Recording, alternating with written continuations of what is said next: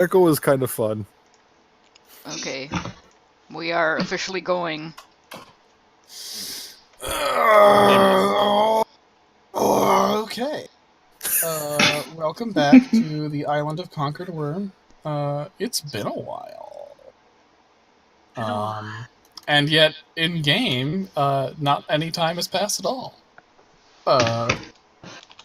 When last we left our stalwart heroes, they had saved the day. And we're left with a few cleanup things in Shelly, which is currently kind of fucked. But, you know, it was also fucked when you guys found it, so it's really just kind of fucked in a way that seems more likely to lead to it getting its shit together than it used to be. So, you know, in 2017, that's what we call progress.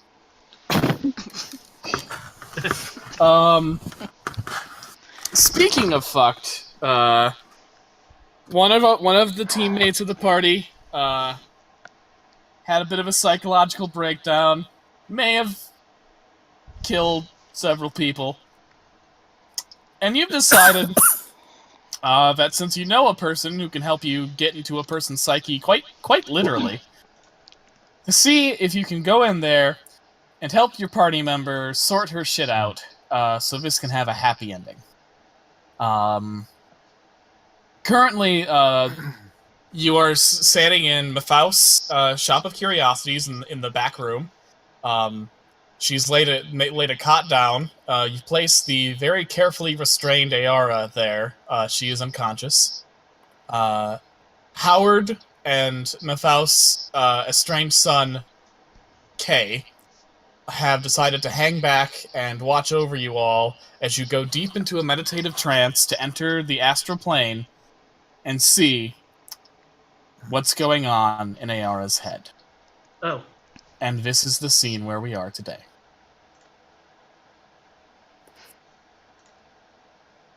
Alright, guys, ready to go into Ayara's head? It's me, Mathaus! Should we read the book first, just to be as up to date as we can? Yeah, sure. You can do some last-minute cramming. Ugh. Sorry. It's been a while since that voice. No, it's not that. It's I did a bunch of yard work. Is a bunch of like powdery grass shit that turns to dust as soon as you touch it. Might as well. Okay.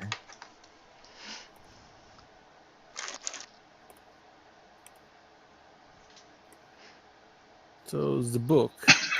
What the fuck, TT? Jesus God, Christ. Oh my god. For those listening, TT posted an image of the pod racer, but with porgs instead of fucking pods. So it's a porg racer. That's right. Hence the quote. Skathic, please tell me you can put that image in the video. I'll find it.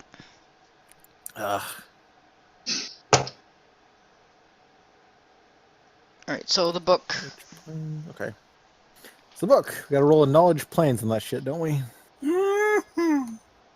Alright, Okay. get my dice roller out.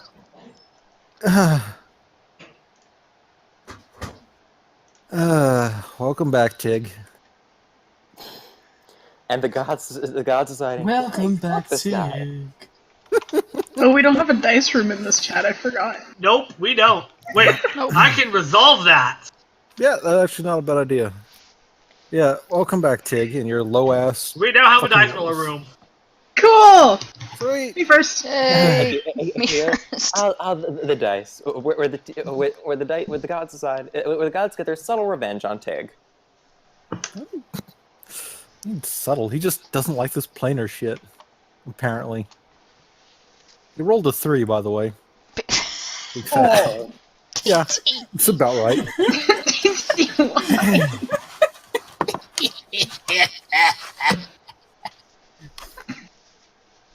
So, is it just now canon that he sucks at this?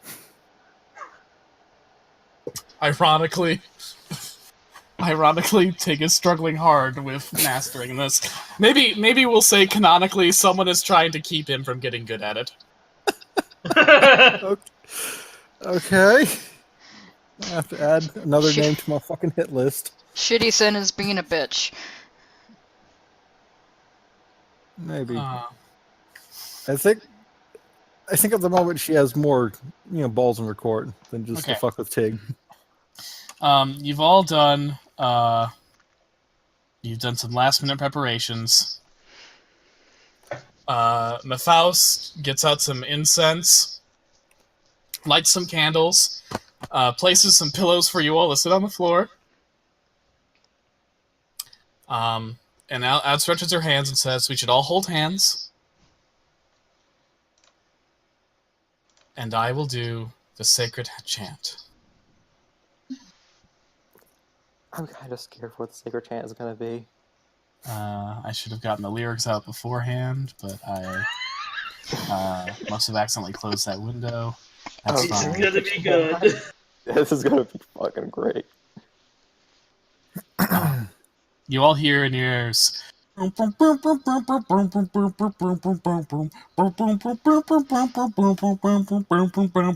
Sweet dreams are made of this. Who am I to disagree? I traveled the world and the 7 seas. Everybody's looking for something. Some of them want to use you. Some of them want to get used by you. Some of them want to abuse you. Some of them want to be abused. And as she sings, the world around you swirls and changes, and you find yourselves standing in a void. Not a purely black void, a sort of iridescent void where the blackness around you occasionally has slivers of color depending on what angle you look at it. And even though it's hard to tell, there is a delineation between the ground and the rest of the world. It's trippy. It takes you a moment to realize that you're not necessarily in your normal bodies. You're in the bodies of how you view yourselves.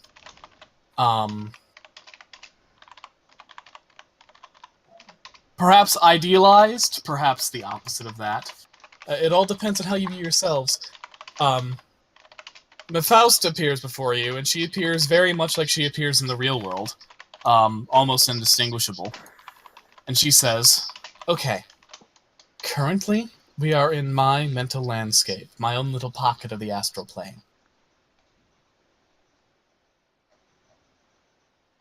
In a moment, we're going to go into Ayara's head, but first I want to make sure that she doesn't have any unwelcome visitors here between here and there, so let's just do a head count. Let's see, I've got myself, there's Tig, there's Lelia, there's Aerie, there's Talia, there's Virka,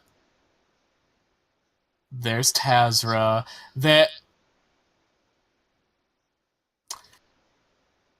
Mathaus' eyes go wide, and you all look to where her eyes are, and you see a vast, formless thing.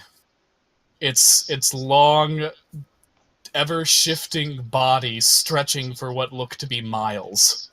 Hey, Boone. With anatomy that defies conventional description. You see things like eyes and mouths and tentacles, arms and legs, all sifting in and out of its gelatinous black flesh. Hey, what's up?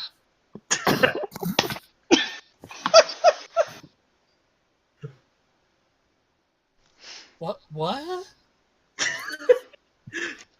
Not weird at all. Lelia looks at Virka. Boone's countless eyes, and you guys notice there is one very long, thin tentacle that at first you didn't notice, but now that you're seeing the whole of Boone, you see that it does reach out and connect to the back of Virka's chest. Why are you all surprised? Have you not been doing your homework? Evidently not. Boone's many eyes sort of turn on himself. He's like, Oh yeah, I can see this could be kind of distracting. Here, I'll fix it. And slowly, the vast writhing mass of tentacles begins to implode on itself, and sort of compact down, with lots of cracking and squishing noises, like bones are being broken and compressed. Do we need to roll sanity? No. Yeah, we're gonna briefly switch to the Call of Cthulhu system here. Jesus. It compresses until finally there's about a 5-foot-tall humanoid figure with inky black skin and arms and legs that are a bit too thin and taper into 3 pointed fingers, and a large round bulb of a head with just one eye in the center of it. This better? It will suffice. Sure. Better? Yeah. Sure, my- let's go with that. He's a recolored Slender Man. Hey! Boone says to Letty, player of Ayara. That's not fair. Skinny people existed as monsters way before this. Sorry, I was talking to the people beyond the fourth wall. Let's just get on with this, eh? What?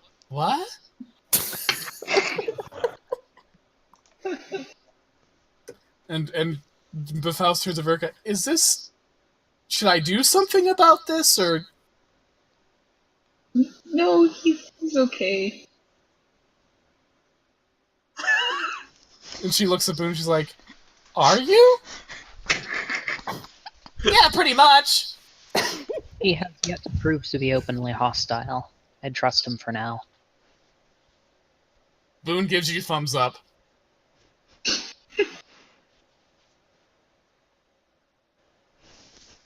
I tentatively return one. Not quite sure. Okay. The Faust turns away quickly, waves her hand, and a door appears. Fairly normal door, and she's like, okay, I've scanned your friend's mind. I have good news and bad news. The good news is there isn't a parasite in there. Everything that's in this mindscape is her mind. The bad news means that whatever bad behavior is in there, it won't be as simple as driving a parasite out. It purely depends on whether or not Ayara can find the strength to change. So our job is a bit harder here. Even if your friend's life is no longer in danger, saving her psyche is going to be harder. I just also want to make it known that even if we are successful here, the chances are slim to none that we're actually going to convince them to let her go. They're going to want to see her punished, whether she's cured or not.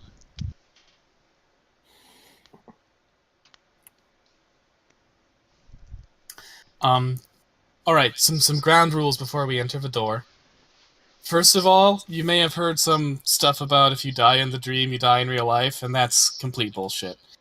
Unless you are facing a creature that has specialized in working in the astral plane to the point where it can affect the physical plane through actions in the astral plane, which there are few creatures who are capable of doing such, that is not true. If you die in the dream, at most it means you'll be rejected from her astral mindscape and sent back to your own.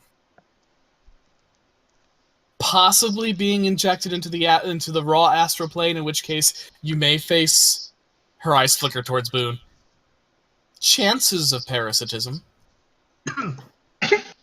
But even then, that's a very low risk. As far as your safety is concerned, you'll be fine. Judging by your skills and the research you've done so far, you'll be able to interact with this plane much as you would in the physical plane. You have strength and power of yourself where you won't be able to be kicked out very easily. to put this purely in. Actually, I'm gonna have Boone do his part. Boone interrupts and once again talks to the players. Basically, to put this in D&D terms, you're gonna interact like this world like you would any other. You haven't quite gotten to the point where you can manipulate Ayara's mindscape out of your own accord, but you are able to keep your mindscape intact enough to interact with it as if it were the real world. Got it? Got it. Neat. If you run out of HP, you go straight back to the real world and you wake up from the seance. Pretty God Tig isn't first because he's going to draw on everybody's faces. To be fair, Howard is awake in the outside plane. Yeah, I know. And would Howard stop Tig? No, Tig. Why? He's not even doing anything malicious.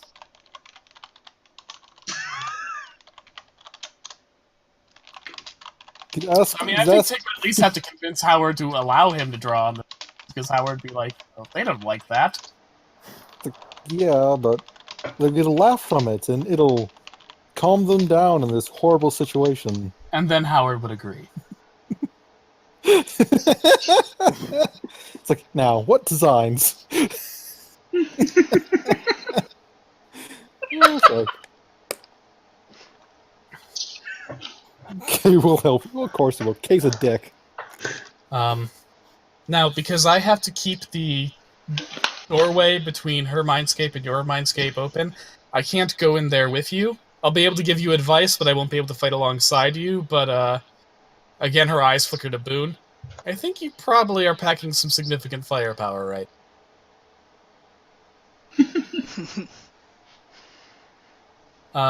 Good luck, and make sure all of you come out of there in one piece. Boone gives her the thumbs up. Great. Well, in you go, I guess. Don't worry, guys. This is gonna be fun. What are we doing? Alright, TD, in terms of like ammunition and spells per day and shit, does that matter in the Dreamscape? I'm going to say yes, Sir Kay, because I don't want you breaking things. He's like, okay. Oh. Okay. Do you all step through the door? Yep. Yeah. Tig will go in right away. Neato beans. Okay, did Boone come from the 50s? Oh, I've come from all directions. Don't give me jive, Happy Cat.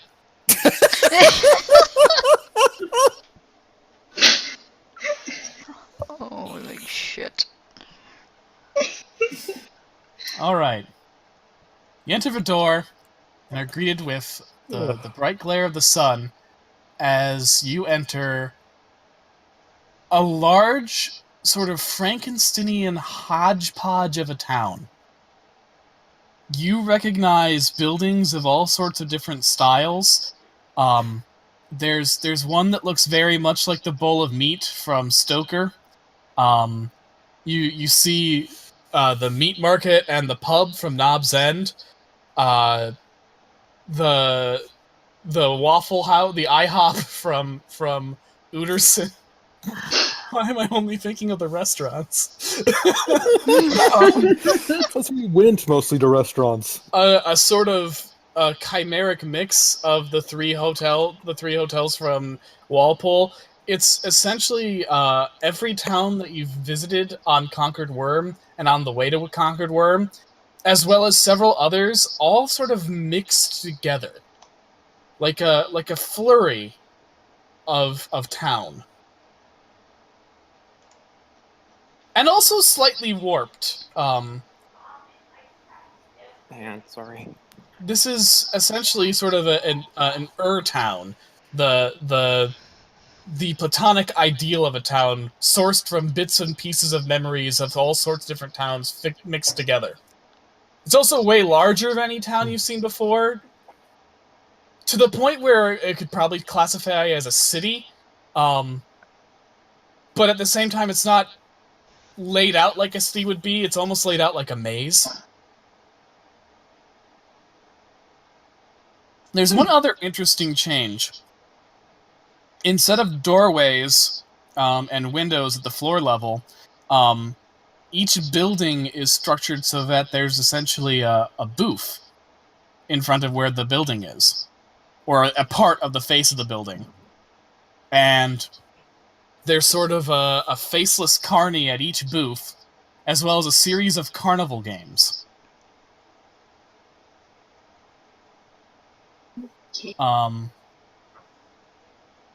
Like most carnival games, these involve like shooting things or tossing rings over objects and stuff like that.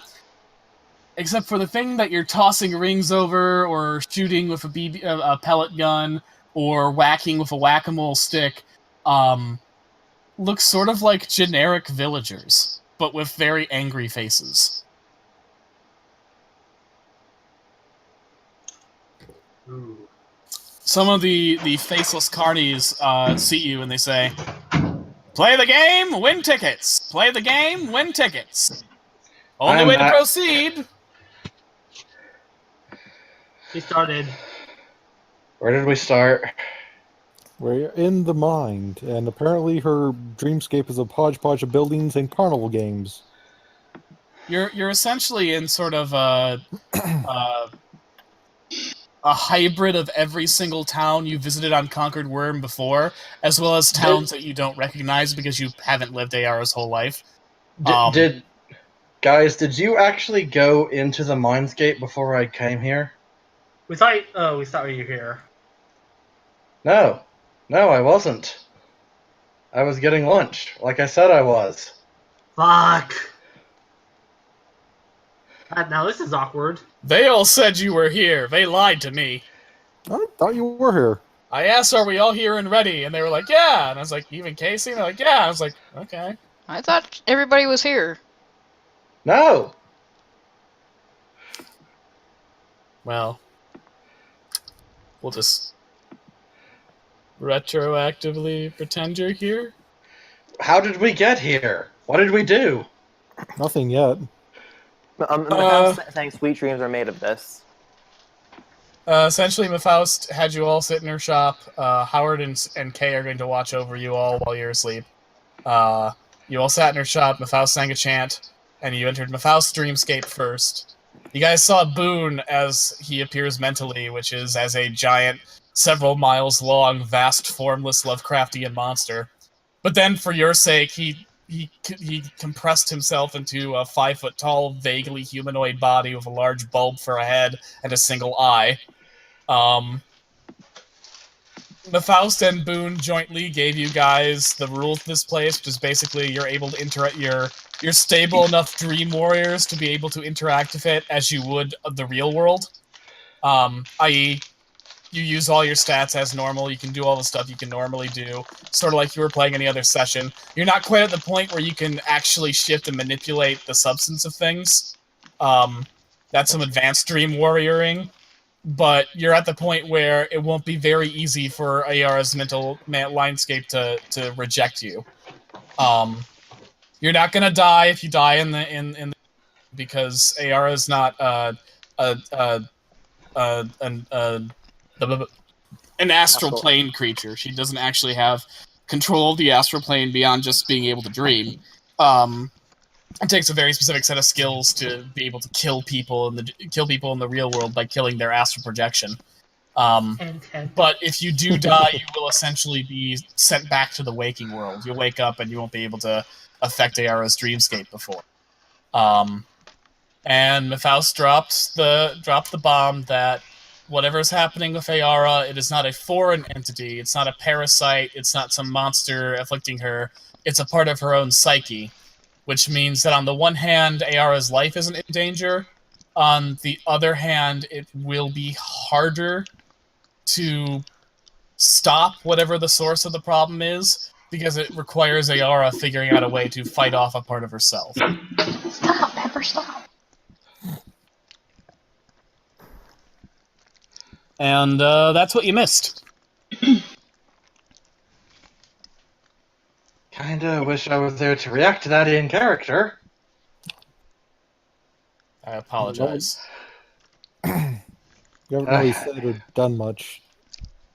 This has pretty much just been TT rolling off the red carpet. Okay.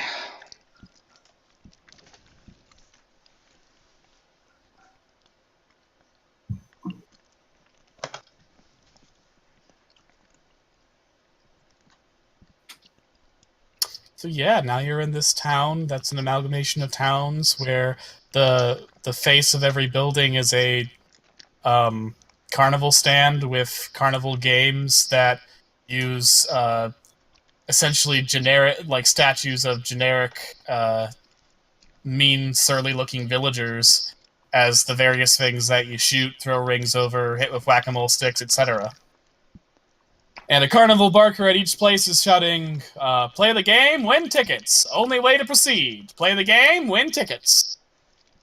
Huh. I guess deep down I always knew AR was a clown inside. I think he's going to shake his head at that. You can all make perception checks if you want to look more closely. Oh, fuck a duck. What was my perception? Good thing I got this out of the way immediately. You're rolling that one. Yes. Well, thankfully, not on that one. So yes, Lelia rolled a nat 1. Bound to happen, you nat 20 bastard. 17. Am I getting my benefit from having my familiar nearby while I'm in the dream world, or no? No.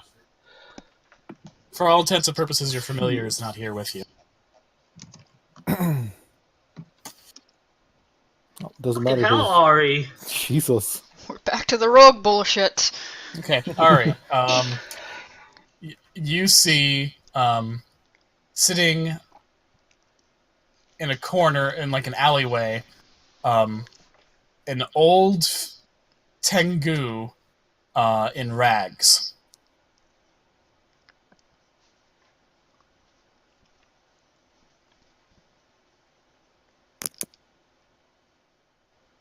And he's smoking a pipe. Lelia, you Yes? see that one of the carnival barkers is a duck. She's been in Conquered Worm too long, it has warped her mind. And that barker looks at you and goes, quack! Quack, quack! Jesus. Batman, why are you stealing my tires? God damn it, dude. Oh. So if only Lelia notices that one's a duck, does that mean we just see them as a normal person? Yes. Jesus Christ. Okay, Well, normal. They are literally faceless. Well, to be fair, Lelia is an interior of Van Arten, so Yeah. it makes sense for her. Also, the duck inexplicably shrieking, "Batman, why are you stealing my tires?" is canon. As I said, it makes sense for her. Well, it doesn't make sense, but she can hand wave it easily. It makes dream sense. Sure, let's go with I- that. Well, at least it's not as bad as the vision telling me to go find a dodo statue. so who all sees the Tengu besides... Only Ari. Ari. Well, I That's not point, confusing you with Phil's wife. I point him out to the rest of the group when I notice that they aren't seeing him. Well, a shadowy figure in a dreamscape certainly sounds important. Wasn't Ayara's dad a Tengu? She mentioned it once or twice, yeah. He seems like an important person to her, so maybe... Hey, are you Ayara's dad? Subtle. The crow in rags looks up, stands up on 2 feet and emerges out of the gloom. What kind of voice should I do for this, Letty?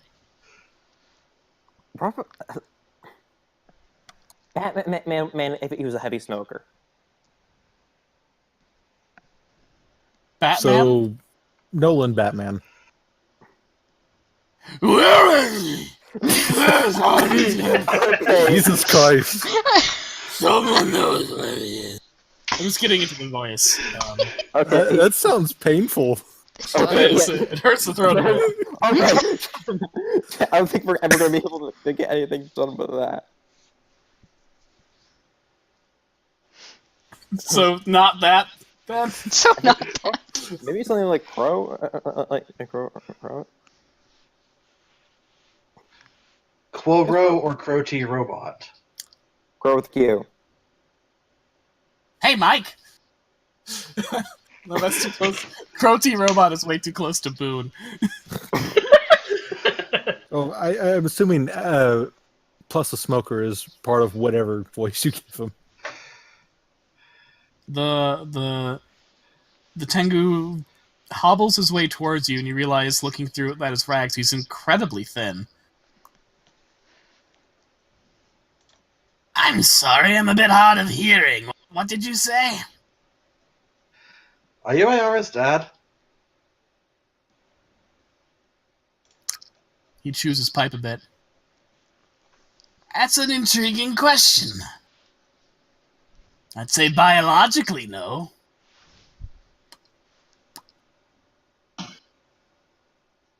I tried What to would be. you say regularly? I tried to be her father, but I think I failed a bit in that position.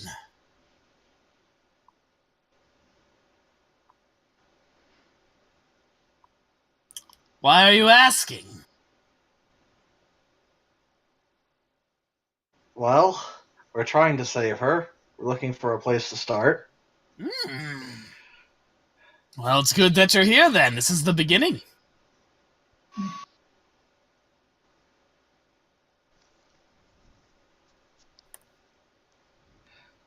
Do you want to Beginning know of how to what? progress? Yes, please.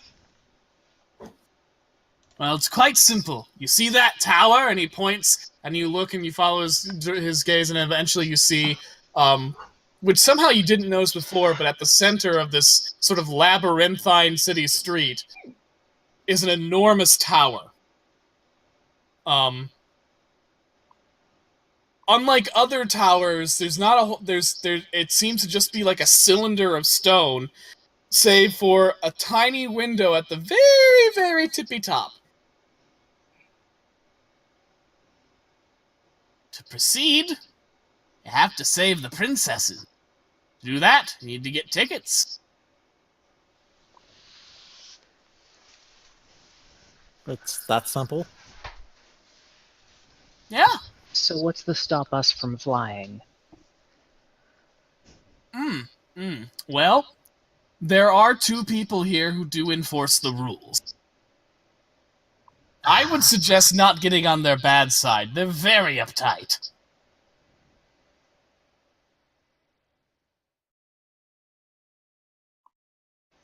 And what are the rules, precisely? Well, the rules are, you get to the tower when you get enough tickets. You play the games to get tickets.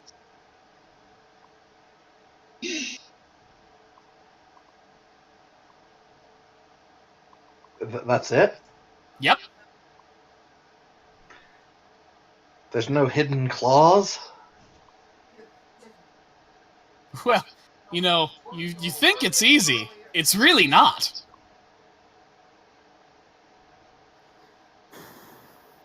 My experience with humans has taught me anything. The games are all probably rigged.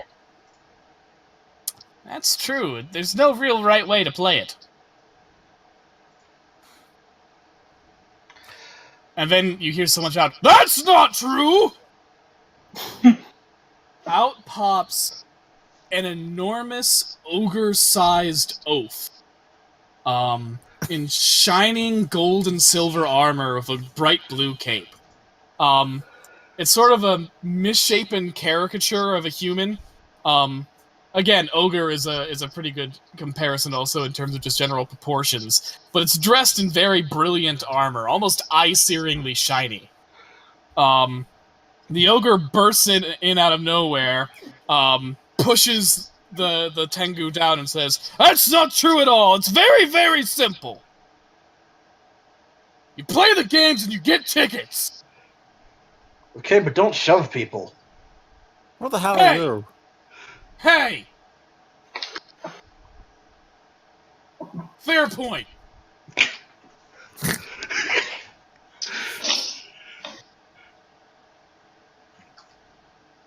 Okay, where do we start? The crow brushes himself off and stands up. It's like, it's okay. I had it coming. Start wherever. No, you didn't. This guy's an asshole. You kidding? Howard's the paragon of nobility. Yep. I just slowly looked back at the quote-unquote oaf. I look at Howard, and then I look back at the oaf. Well, Howard's not with us, as I said before. He is guarding your bodies. Yeah. Somewhere I take a Howard picture is of having an Howard out of my aneurysm. pocket. Where Howard's going, I think I should punch AR. I don't know why.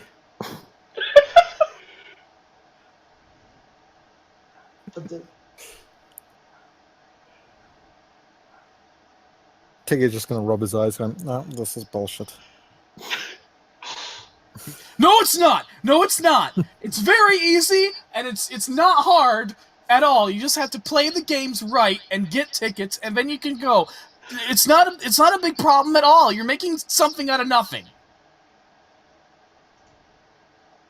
It's not too late to turn back if you don't want to see your imaginary selves. No, bring it. This will be interesting. I can't wait to see a mind, Lelia. No. Mine lately is gonna be a fucking a nun school teacher with a fucking ruler, and just Out of character. There's no repercussions for killing dream cells, right? well, they're part of AR's mind. I don't know necessarily what damage that does. Define repercussion. Fair point. Ayara's dreamscape is essentially an environment. If you say killed Dream Howard here right now, other people would react. It would be ironic, though, if you guys went through here with careless abandon like none of these. Oh no! Basically, you're saying it'd be funny if we AR'd AR. Funny as that would be, we're here to save her. Yeah, come on, guys. Get on track here. I know. It's just Tigger's just gonna go. Wow, this is insulting. I'm not even fucking Howard. It's not insulting. It's fun and it's normal. Why don't you get it? Ah, fucking hell. Just continue rubbing his eyes. I suppose there's nothing to be done for it but to start playing. Okay, what are the games? Well, there's like I'm gonna give you 3 because, yeah, there's a whack-a-mole game where you essentially play whack-a-mole. You try to whack as many moles as you can to win tickets. There's a ring toss game where you want to toss as many rings onto targets as possible. The harder to hit the target, the more tickets you get. And there's sort of a shooting gallery range where you try to shoot targets as they move.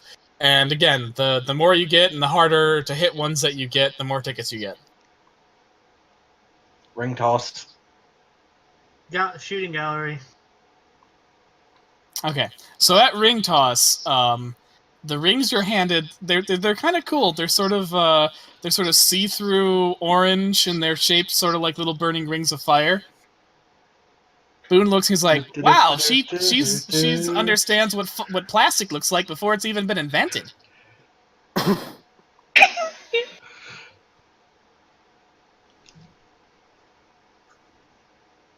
You guys know this shit's rigged, right? It's always rigged. Okay.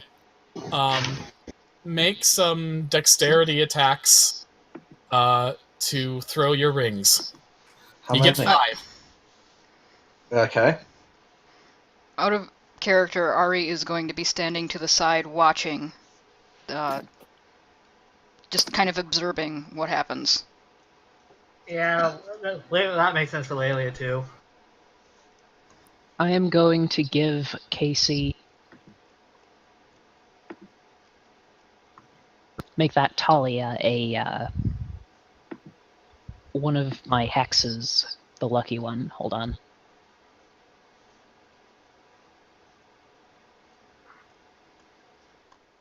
Fortune Hex. Once per 2 rounds, you can choose a roll and roll twice for it. Go with the higher result. Okay. So the Carney at the booth says, which you're not sure how he says it because again he has no face, but he says it. You can throw those rings then, or I take them and I dole them out like I'm tossing a bunch of personal pizzas to a group of people. okay, excellent. They all land on people, and each time they land on people, a bright red X flashes, and there's a huge sound. And the Carney says, "Oh, you hit the wrong ones." Remind Weren't me which supposed ones I was supposed to hit. You should know. The bad ones. Someone want to strangle him? Am I supposed- Ask the big guy. He'll tell you how to do it. Hey, other Howard. Yeah? Which ones am I supposed to get the rings around? The bad ones! Pretend I don't know what that means. Obviously you do. Everyone does. I Duh. know, but it would be funny if you told me anyway. Okay, they're the ones that are bad, as opposed to the good ones that everyone else can tell what they are. Oh, now I get it. I don't get it, guys. Can I cast Hungry Earth on the stand and just cause all of the targets to be consumed by the ground? You can. I do that. Okay. Howard then grabs you by the neck and pulls you up. That's not how you play the game! Well, you didn't explain it properly, so I'm doing what I can. Everyone else knows. Everyone else knows how this works. Hey, Tig, do you know how this works? Tig, He said he was out to take care of his chickens. Talia, do you know how this works? I'm back. Apparently I don't. Tig, do you know how this works? Can I cast Detect Alignment or Fuck. Detect Evil? How what works? How the Exactly. card works. Yes, Sir K, you can cast Detect Evil. Lelia will do that. Okay. You sense that none of these constructs are individual personalities, but rather that you are in one gigantic personality. And that personality has some significant evil leanings, but may not necessarily be entirely evil. It's sort of in a state of flux right now. I roll diplomacy to see if I can convince the dude that he has done a poor job explaining the rules of this game system and that we are just doing what we can to get by. Okay. Oh, I got some spit on my screen. Wait, I get it. Hand me a ring. So what's your diplomacy score? I rolled a 26. Okay.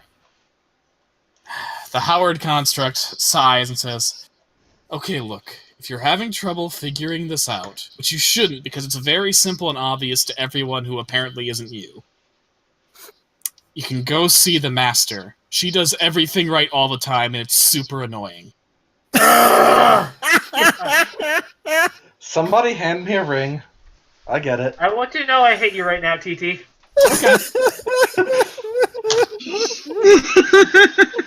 I pick up a ring and I put it on Lelia's head like a little circlet.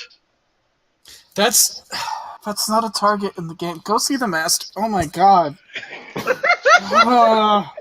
It's so Okay, frustrating. How can people be so debased and morally corrupt? It's simple. Oh, just go see the master. Get out of my sight. So what the hell has happened? What was gone? They played a game which is very simple. You have to toss rings over the bad people. There's no clear delineation over what makes a target a bad person or a good person, but you're expected to know.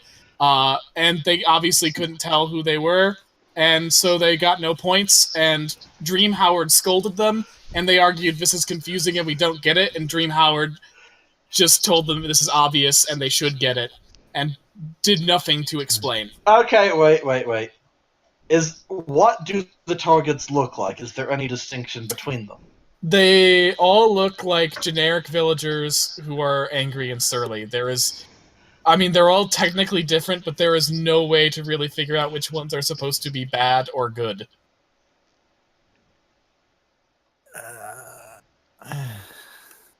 But Dream Howard insists that there is.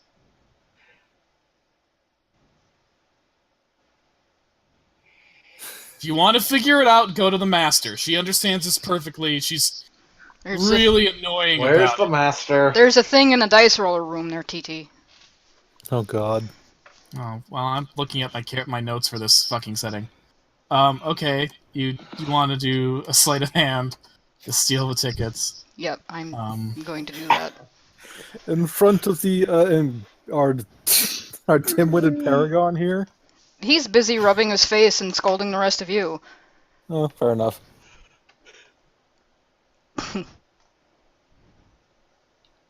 Wow. Okay, so nope. The carnies see you reaching for the tickets. And start screaming like the Body Snatchers in Invasion of the Body Snatchers. Dream Howard whirls at you and grabs you by the cuff and says, "No cheating! What's wrong with you people?" Howard, I'm a thief, you dumb shit. But you're going to jail! I'm following my rules, sweetheart. Your rules are wrong! No, they're not. Yeah, they are! No, they're not. You're going to jail now! Howard! And he takes you Howard! to what's essentially a kiddie corral, like area, and places you inside there. There's like some rubber balls and stuff. He's like, "You sit there and you think about what you've done." Sure, okay, I did. Goodbye. I'm done. Okay. That's fair. That's how the rules work. Oh my god. Did Ari roll diplomacy to convince him that her rules are the right rules? She doesn't need to. He's not incredibly bright.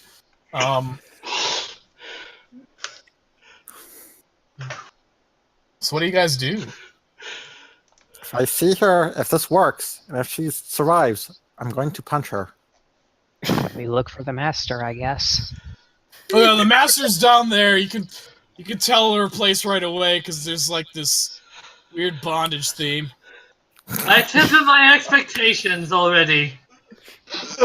Take it, Fair enough. take it. Come on, everyone. You guys quickly find a sort of BDSM Can I- brothel.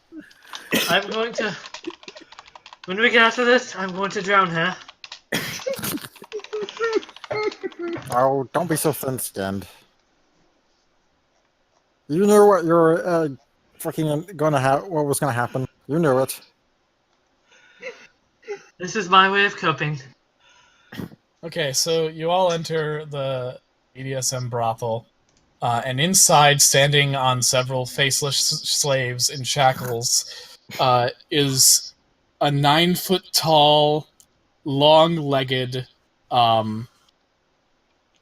more sexualized than normal Lelia. She's smoking out of one of those long cigarette holders. She's dressed in, like, full-on fantasy dominatrix, like, hella fucking outfit. Okay, but does she have a ruler? Fucking She DC, has- you she turned has Laylee a- into your fetish. She has a proper switch. This is Ayara's hypersexual, love her / hate her version of Lelia. her demon side is actually a bit more apparent, while her body is mostly human. She's got cat-like eyes, 2 long curving horns on her brow, and long, wide, draconic wings. She takes a long drag from her cigarette and says, "Well, well, well. Who has walked into my kingdom of magnificence?" Lelia, I think Ayara might be a little bit into you. You don't recall the dream. You don't recall the mind reading escapade. That's obvious. Well, maggots. What brings you here? We don't know how to play the game. Ah, that's so simple, though. She waves her hand, and some of her faceless bondage gimps open a trophy cabinet that's just full of tickets. I win the game all the time. It's so easy. Can we have your tickets? No! What are you using them for? And she does the Japanese villain thing where she raises her hand. No! God damn it. What exactly do you need them for? Oh, I don't. But I like having them. That's just the way I am. Have I told you about my boyfriend? He's super hot. We know about your boyfriend. Oh, he's just great. I really have everything, you know. And surely you don't need those tickets. Oh, definitely don't, but I'm going to keep them anyways. That's just the sort of person I am. I have everything, and I just keep getting more. So, you're saying you're the best at everything? Essentially, yes. No, you're not short. You're the worst at being short. He has a point, you're not very short. You know, you do have a point, and then suddenly she shrinks down till she's smaller than Tig. Now we grab her and kidnap her. She walks right up to Tig, and she blows a smoke ring right in his face. Oh. Before reverting back to her normal size. Anything I want, I can take, darlings. That's just the way it is. They love me out there. It's very, very simple to play the game. You just have to take down the people they want you to take down, And as how do you opposed to the identify people who those? deserve it.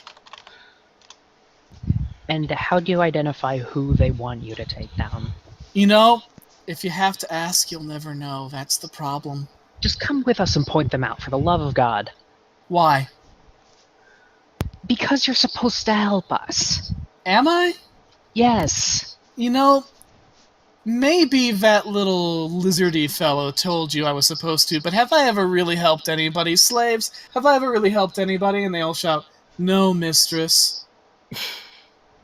How about for a change of pace? Because you seem bored. You helped me learn how to read. She blinks, she's like, It is true, I am a little bored right now. Okay, I can at least get you started. She shrinks down to normal Lelia. She looks Lelia over and she says, And then heads out the door. Meanwhile, out of the dream world, Moondrop just seems to knowingly fetch a bottle of whiskey for when Well, you're like somewhat mentally connected. Maybe she's picking up on your frustration. Exactly. I wonder what I'm going to be. Also, don't assume that you guys only have one projection in here, because that's not actually true. She takes you up to one of the whack-a-mole stations. She grabs the hammer lazily, and she says... She takes another drag on her cigarette, starts the game. She sits and waits. Mole after mole pops by, and they're not actually moles, they're generic villagers. and then one mole pops up and she bats it, and then she stops for the rest of the game, and just a cascade of tickets pour out. What was exactly different about that one that you hit? Absolute. You can't tell. You can't tell the difference between good people and bad people. I think that's plainly obvious. Well, there's no helping you if that's the case, honey. I just showed you. Then give That us your person- tickets. That person you just hit, what was their name? Let's see here. She reaches in there, and Howard comes, "Hey, wait it!" And she looks at him, and he's like, "Carry on." She pulls a mole out of the machine, says, "This one's name," and she looks at it, and she shows it to you, and she says, "This one's name is Varney." Oh, that explains everything.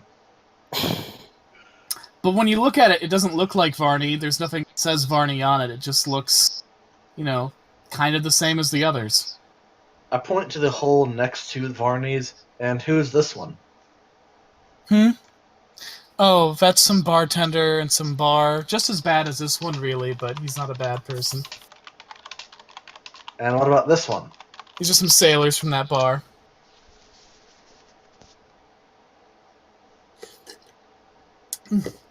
This one's a skeleton, she points to one that very clearly is not a skeleton.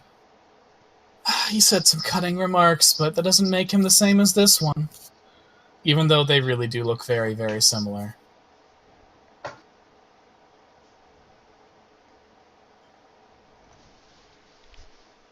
And this one, she grabs another mole. This one, it's even a vampire just like Varney was. But apparently this one doesn't count.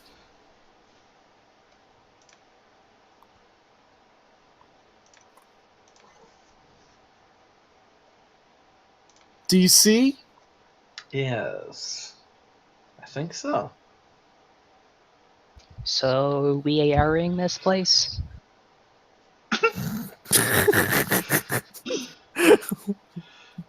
Is that in character or out of character? Yes. It's gonna look around. No, it's technically a mindscape. If we fuck up things here, it might fuck up things worse up in her head, if that's possible. I don't really think it is, suckers. Here's something going around you. It doesn't sound like AR. It sounds for lack of a better term, slinkier, more serpentine. Well. This is an unexpected turn, but not an unwelcome one. Welcome to your little friend's mind. Enjoying your stay? Yes and no. Oh, you were just a dear, Talia. I'm going to have fun tearing you apart. Dreamscape Lelia takes a drag in her cigarette. Oh, great, the bitch is back. I'll be in my boudoir. And she heads off. Thanks for nothing, lady. Oh, you're right. And she takes tickets. I forgot. I don't have to give these to you. And then heads off.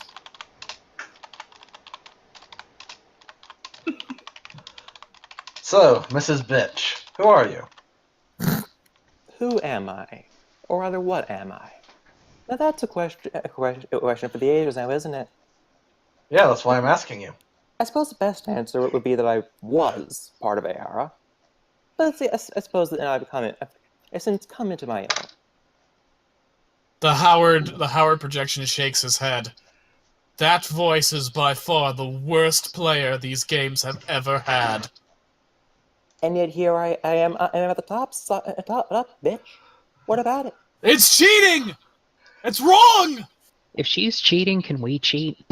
No! If she's cheating, why don't you do something about it? I tried. Wasn't good enough. Why don't we go and try to do something about it, and you You just... don't have tickets! You're not really understanding this whole situation, are you?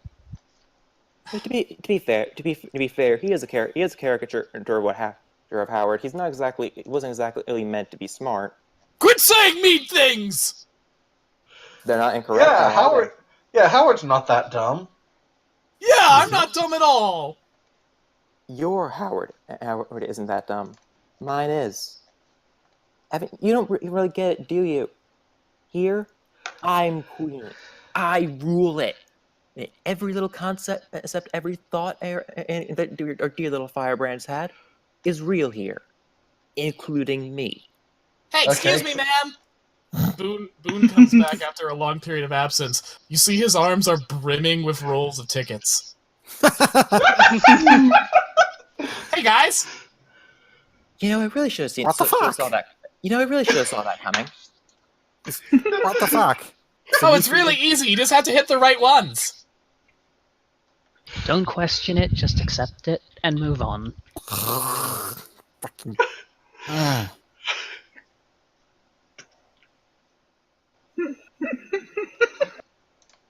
Speaking of which, we should probably get Ari out of the kitty corral before we go. I left. She's out. She said she did her time and left. And that was okay. Dream Howard accepted it. Boone's like, so we gotta go to that tower, right? Dream Howard's like, Yep. yep, yeah, enough. Yes. Near enough. But you must be warned.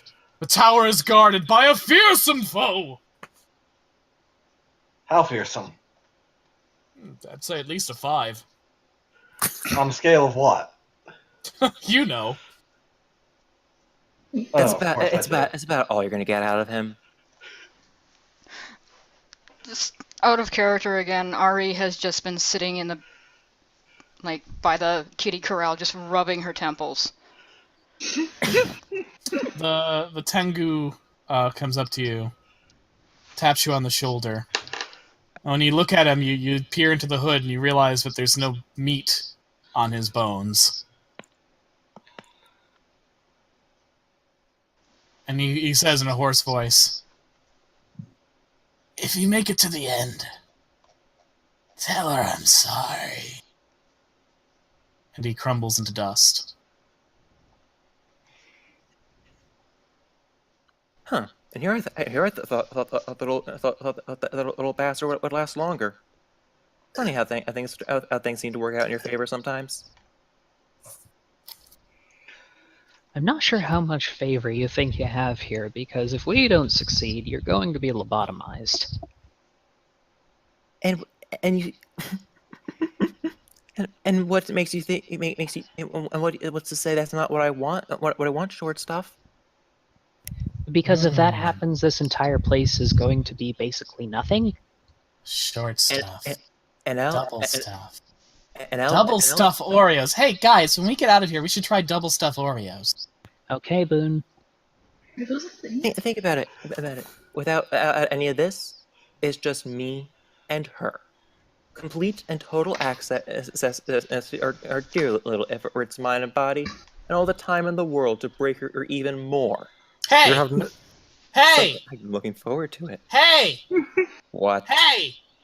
Do you have double stuff Oreos? No. Skip it. Okay, tower time. Sounds good. Since we Ari's have muttering tickets, under- can we fly now? Sorry, what, Casey? Since we have tickets, can we fly now? Oh, no. That's not the rules. Didn't you listen when they laid them out? We gotta go to the tower, defeat the fearsome guardian, save the princess in the tower, then we get to proceed. Don't try to break the rules. They'll fuck up the game. You're a being of chaos. What do you care about rules? Ooh. Well, I got the impression from Virka we want this all to work out. Fair enough. We all want plenty of things, and we don't always get them. Well, yeah, well, you still have time to go out and get some double stuffed Oreos before we come over there. Just saying, you could work on that while, we're doing our biz. He has a point, you know. Think about it. Be really nice if we came to the big confrontation and there were some double stuffed Oreos. And milk. I'll be sure to leave you a couple crumbs. How about that? Are they Oreo crumbs? Nope. Skip it. Okay, tower time.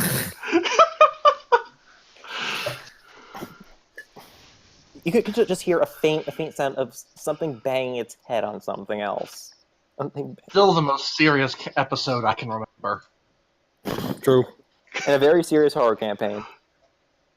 You guys come to the ridiculously large tower. There's a faceless carny at the door. He's like, "Do you have tickets?" Boone presents his gigantic rolls of tickets. That's way more than you needed, but okay. "Enter if you dare the Tower of Terror." And he opens the door. And you see 2 short princesses. One, and they're both about maybe 9 years old. One has a face very similar to that one Red Talon member you met a while. Lilt, you think her name was? And the other looks very much like Talia.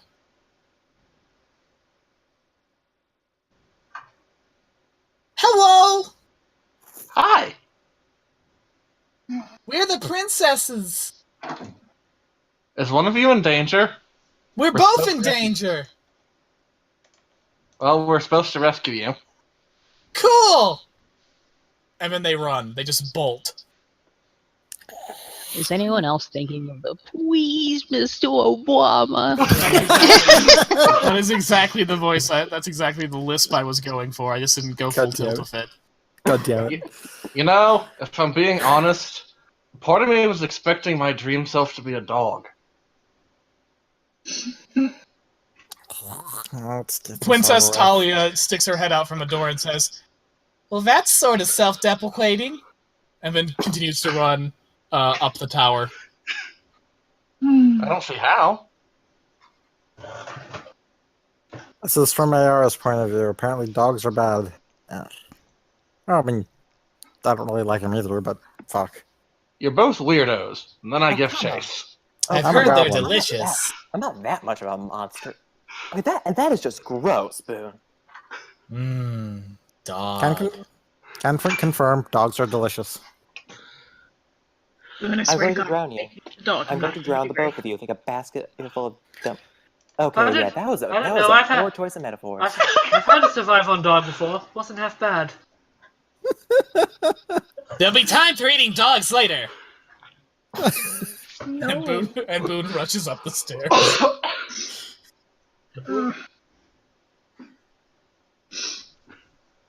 Yeah, just Hey, head Boone, on after. I don't Okay. know why I'm thinking this, but have you ever tasted something called a pogue? Ah, the forbidden fruit. Jesus. You guys chase Dream Talia and Dream Lilt up the stairs of this castle for what feels like hours, all while discussing with Boone various animal meats. Every time it seems like you're about to finally catch them, they just narrowly evade your grasp and continue the chase, until finally you get to the top floor of the tower, and there's a room that's barred by a door, and you hear screaming in the room.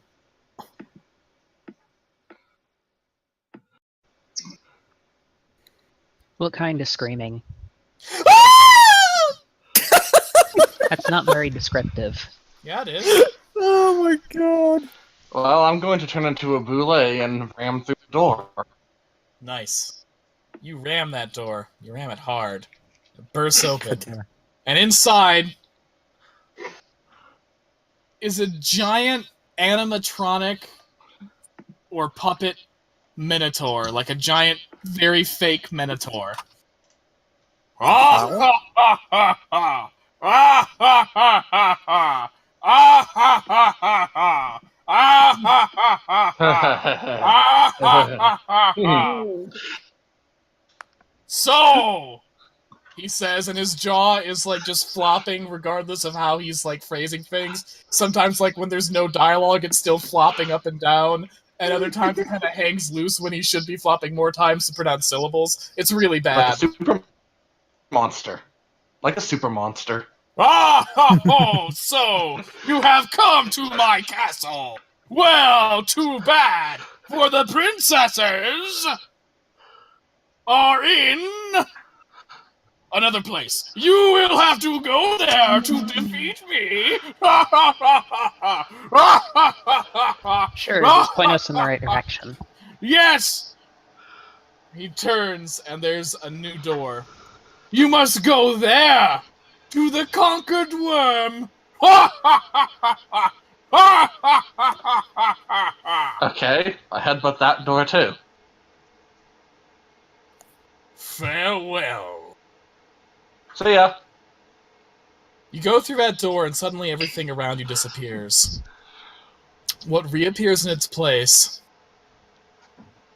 is a tangled, monstrous jungle with trees that stretch up to the heavens. There is no sky. There are just tree branches upon tree branches upon tree branches above you.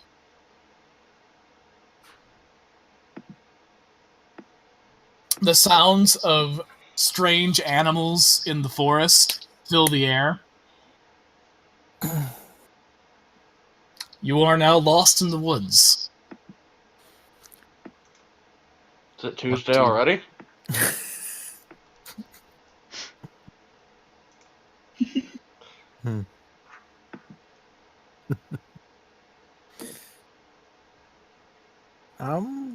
Look around. Is there anything distinct at all, or is it just woods? A lush, overgrown, beautifully wild, this jungle is teeming with things I shouldn't tell you exist in there yet. You look around, and as far as you can tell, just from looking around without rolling a perception check, it is just trees and shit. I don't think I'll do. I'd like to do a survival check to see at least what type of jungle it is, if I can tell that at all. Yeah, do it. Do it, fucker. Do it. Do it, fucker. Okay. A little less insulting. Okay. Rolled a dice room. There we go. A 17. As far as you can tell, the foliage here, while it bears some resemblance to real world, foliage, real world plants and trees and shit, nothing is exactly identifiable. Much like the town before, it's really sort of a mishmash of different trees and plants, along with some dream exaggeration. Ari, you hear very faintly the sound of large footfalls coming towards the group. Something that's walking on 4 legs. And something behind it sort of waddling on 2 legs. It better not be a duck. Suddenly, emerging from the foliage, is a giant baby! What? Oh god. A giant, horrific baby with large black holes for eyes, and a lipless mouth that exposes its shiny white teeth. On its stubby baby limbs in place of hands are large blades. It's not wearing any clothing, but the area where its junk would be is smooth like a Barbie doll.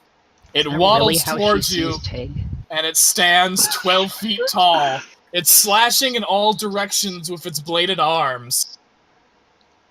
You also hear a loud, ferocious growl come from the woods. And bursting out from the other side of the forest, sort of flanking you with the baby, is a massive, elephant-sized panther. Wow, and I thought, and here we thought my version was flattering, eh, Ari? No, I still think the panther trumps the sex addict. As do I. That was actually a legit compliment. She just kind of looks at her, and with this incredibly unimpressed face. Tessera seems just slightly bemused by the giant baby and all the weird slashing arms, but when the panther shows up, she seems genuinely horrified and starts backing away. Come on, guys. Ari isn't that scary. The baby, meanwhile, is still flailing its sword arms, but it's not really... Like, it's not really flailing them at you, it's more just flailing them.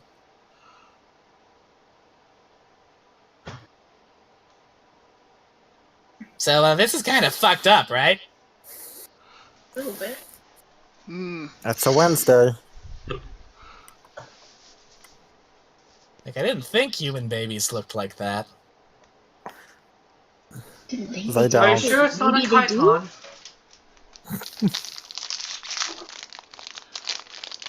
I mean, if they do, I've got to go tell Wilbur that he's got it wrong. I'm fairly sure that's a Kyton.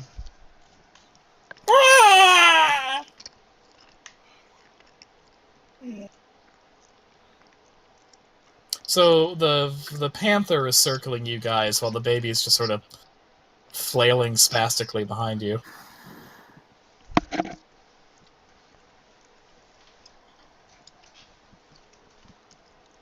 Yep. That's the situation you're in. We're all a little speechless. This is kind of a lot to take in. A little bit. Hey Ari, does Buddy like peekaboo? The last person who tried to play it with them almost got their eyes poked out. I mean, real life Buddy is a bit more advanced than a baby. He's like a 5-year-old. Ah, yes, but does Ayara know that? I think the implication is she's afraid of... Well, You cut out at that last word. I think the implication is she's afraid of both of them. she did shoot Buddy that one time. And why wouldn't she? She excelled. They managed to outdo her without even trying. Hmm. Honestly, it's kind of a mirror of a. It's kind of a surprising that you managed. Are you always like that, or do you have sand in your cunt? Jesus. Upon hearing the voice, the panther looks up at the sky and immediately pounces to the baby's side. The baby cowers next to the panther in fear. Tig is now just flat out ignoring the magical sky voice and is still just trying to figure out what the hell is going on before. Oh, come on, Tig. I thought you were smarter than this. Again, smarter than our little firebrand ever could hope to be. Ignoring you now. Hey, Dream Ari, do you see a pair of tiny princesses run by here? The panther looks at you, nods to baby Buddy, who climbs on her back, Aww. and heads off into the woods. It's I oddly follow cute in her. a horrifying way. I follow her. All right. She leads you deep through the woods, past all sorts of strange, monstrous creatures lurking in the gloom, until you reach a giant altar of some strange temple. Etched in stone on the floor is the great thinker, Tig. Suddenly, the floor at the center of the altar shifts, and a massive gaping hole emerges, and out from the hole emerges a gigantic brain with a vaguely goblin-like face etched on the center of its two lobes. Tig, I thought you said everyone's idiot, including Cobalt yourself. plus strontium 90, H2, hydrogen, oxygen, dioxide, ethaminate. Yeah, I know. This is why I say everyone's an idiot, including my. Astronomy, astrology, extra projection, alchemy, chemistry, You honestly didn't know the periodic table, Tig? I'm shocked. biology, The fuck's the periodic table? paleontology, archaeology, zoology, geology, arithmetic, algebra. Can I poke the brain? Yes. Just reach out and poke it. Yeah, you do, and it goes, ouch. I'm going to keep doing it until it pays attention. Ouch. Stop it. Take will thumbs up.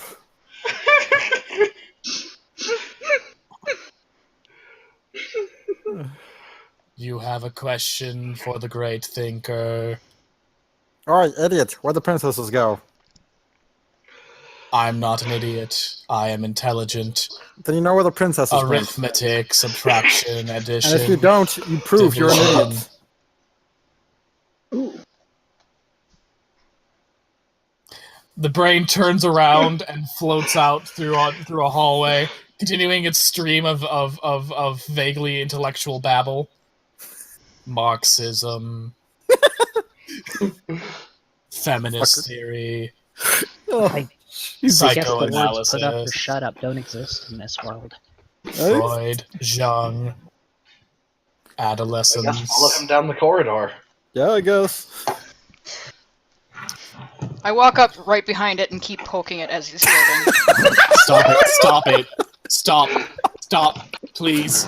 If he Why? mentions anything about a Red Bull, I'm putting a gun to my head and leaving. Why? Stop, please. Keep doing it.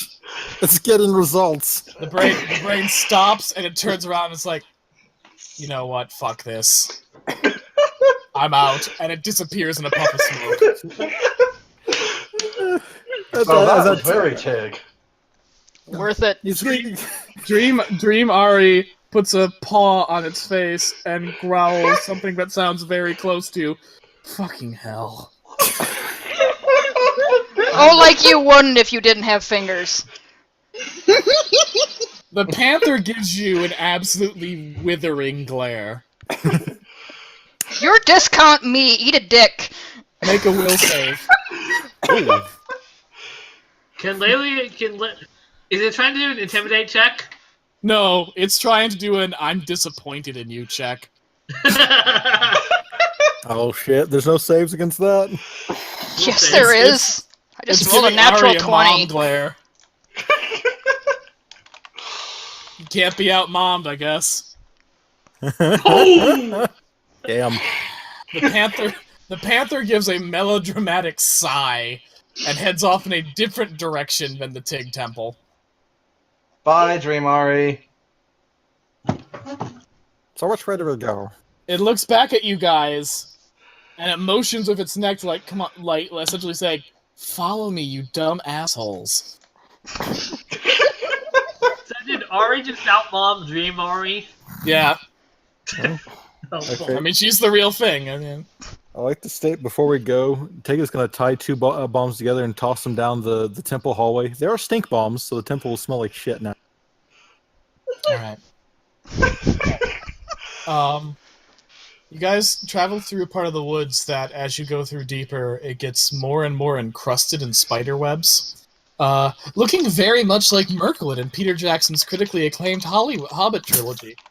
Oh, Jesus. It's like super fucking thick with spider webs. But the webs aren't normal white spider silk. They're more of a iridescent black. You go deeper and deeper until finally you find a massive spider web, at the center of which is a vaguely lizard-like shape wrapped up in a cocoon.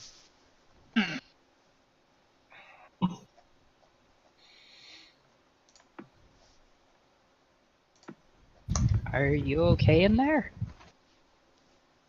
The wrapped up lizard-like shape says nothing.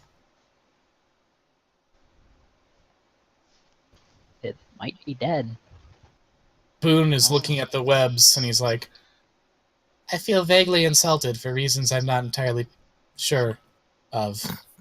Verka, that you? The cocooned creature says nothing. You hear a voice. A shame, a shame. And you turn and you see a kobold.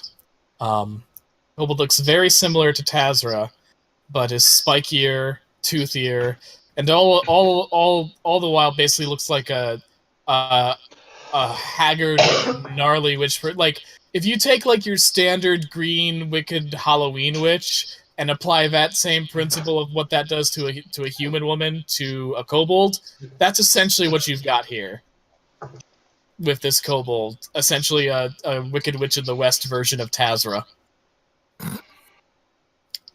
Larger, gnarlier teeth, longer, crooked spikes. Just all in all looking like a very sort of demented caricature. It's horrible. It's horrible what that thing's done. Now she's just like Ayara. Who is? Poor sweet Verka. Innocent child.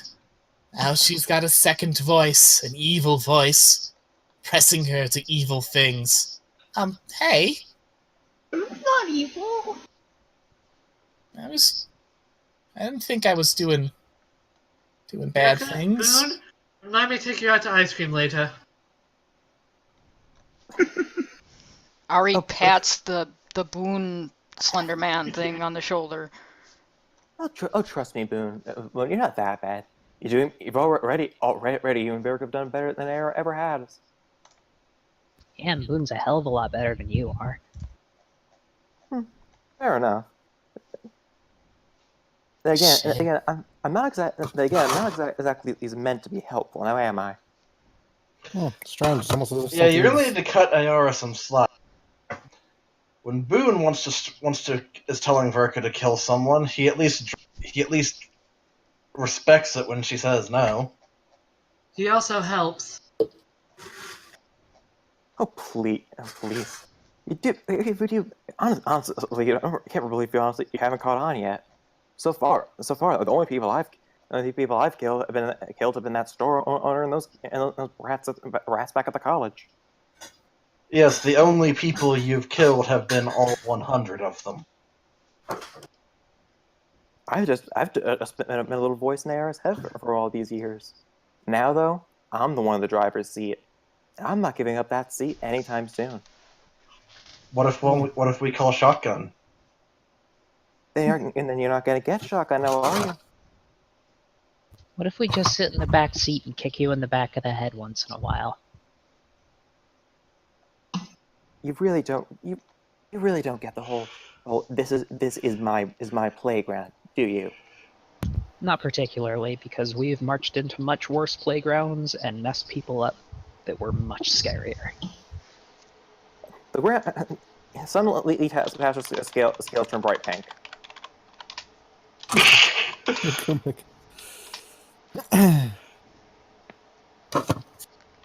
Also, all of a sudden she's upside down. Wait, what's happening? You're upside down now, apparently. And pink. Don't I make a roll for that or something? Yeah, make a will save. Virka, make a perception check. Dandy. Where's my perception? Did you say Dottie? What? What? I said okay. No, not you. K. It's not like you said Dottie. I didn't say anything. Daddy! God damn it. Okay. Tazra, you're upside down in pink. Virka, you notice that Boone has split off from the group and is currently climbing the spider webs, trying to reach the cocooned figure. You also notice that the webs that he's touched are now uncoiling from the web and beginning to snake their way towards him. Can I follow him? I mean, you can, because you're literally connected to him by a string. Oh. You also have wings. Well, yeah, she's gonna fly and not touch the webs. I cast Shadow Trap on the moving webs. What's that do? They can't move more than 5 feet away from where the shadow's been trapped. Yeah, basically Nice. it nails them to the ground by their shadow. They look at you, they turn and look at you, and even though they're just strands of silk, they look pissed. Suddenly the other webs in the area are shaking, as Boone continues to climb his way towards the cocooned figure in the center.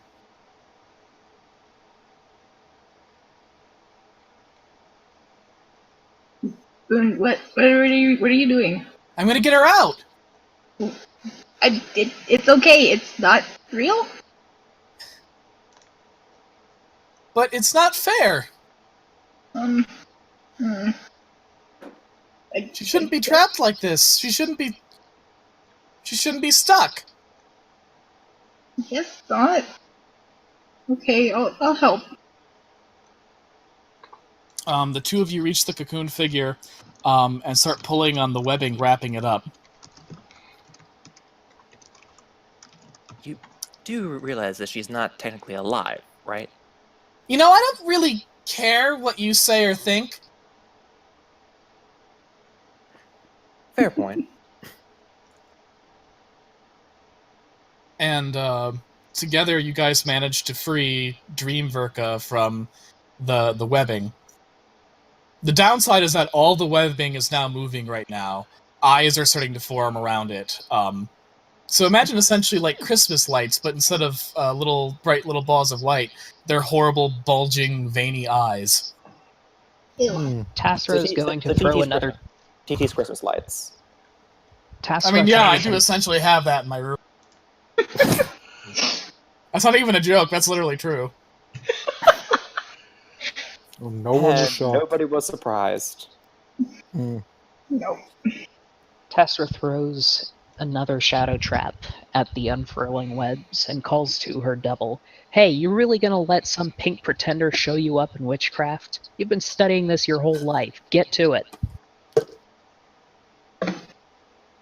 Dream Tazra scratches her gnarly chin. The fuck, you got a point there.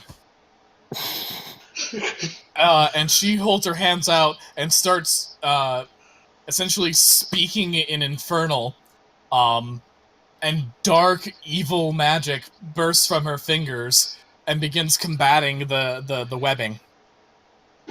Dream Tazra says, I don't have long, in between the Infernal speech. Leave this place. Head for the tower at the center of the woods. The Panther will lead you there. Oh, lovely. Oh wow. Hurry! Now! Verka, Boone, get moving. Okay. You two, Verka and Boone, land on the ground, and you look at who you've rescued from the cocoon. Dream Verka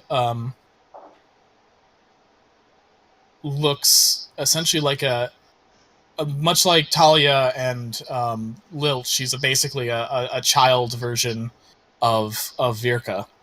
Small, young, adorable.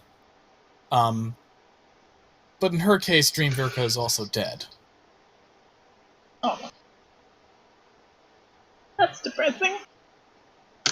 Boone struggles to put the corpse down, but eventually does and follows the group as they leave. He looks pretty shaken by this experience. At least as far as a sort of featureless, almost silhouette of a human being with just a giant eye on its bulbous head for a face can look. Oh, we're just gonna give him a hug. Tasra rests a hand on his shoulder and tells him, it's okay. We're going to find a way to get this resolved safely. This isn't gonna happen. Boone hugs Virka back and hugs her very tightly. Oh. Trust me. You're How not could going this to guy get be rid of that. evil? Yes, we are. You know, Era couldn't do it for over has been trying to do that for over half a century, and I'm still here and kicking. Well, Era hasn't had us for over half a. Then again, I think it's proven quite obvious that there's a lot of things Era cannot do. You know, it's weird. It's like the wind is blowing. Strange. Weird. For real talk, There's though. a real shrieking noise coming from somewhere, but I just can't tell what it's I feel doing. a lot of sand coming from somewhere. It's like it's coming out of a desert. It just sounds like Like distant... like out of a very sandy cunt. It just sounds like distant, dumbass blubbering, like coming from a mile off, like you got caught on the wind. I don't know. I think it's that coyote. I think it got its leg caught in a bear trap and gnawed it off, and now it's only realizing that it gnawed off the wrong leg. What What the fuck? What the hell was that? Talia, is that the same coyote that dealt with an actual cannibal? Oh yeah. Okay, so you guys. I think his name was the Hag Shia of Labouf, or something like that. Yeah, Sounds yeah. familiar. For real though, what the hell are you doing here? You guys find the final tower at the end of this jungle woods. It's very much like the tower in the towns, only now it's been overgrown and covered in vines. Almost like it's the same tower, but this is hundreds of years later and it's been reclaimed by nature. Nonetheless, the door swings open, and there inside once again are Dream Lilt and Dream Talia. Hello. Hey! You all ready to get out of here? Nope! And they run up the stairs. Fucking hell, this is why people put kids on leashes. I follow them. Once again, you follow them up the stairs. Leashes. It takes what feels like hours, and you enter the final room at the top of the stairs, and there's that same goddamn Minotaur puppet. Ha ha ha ha ha! Ha ha ha ha ha! Fools! Your princesses are in another castle now! I slap You it. said they were in this one. I slap it. Just like an The- open the- hand the- slap. The puppet stops for a second, turns its head at you. That's uncalled for. When he points to the door, there's your way through. Dick. I slap him again and walk through the door.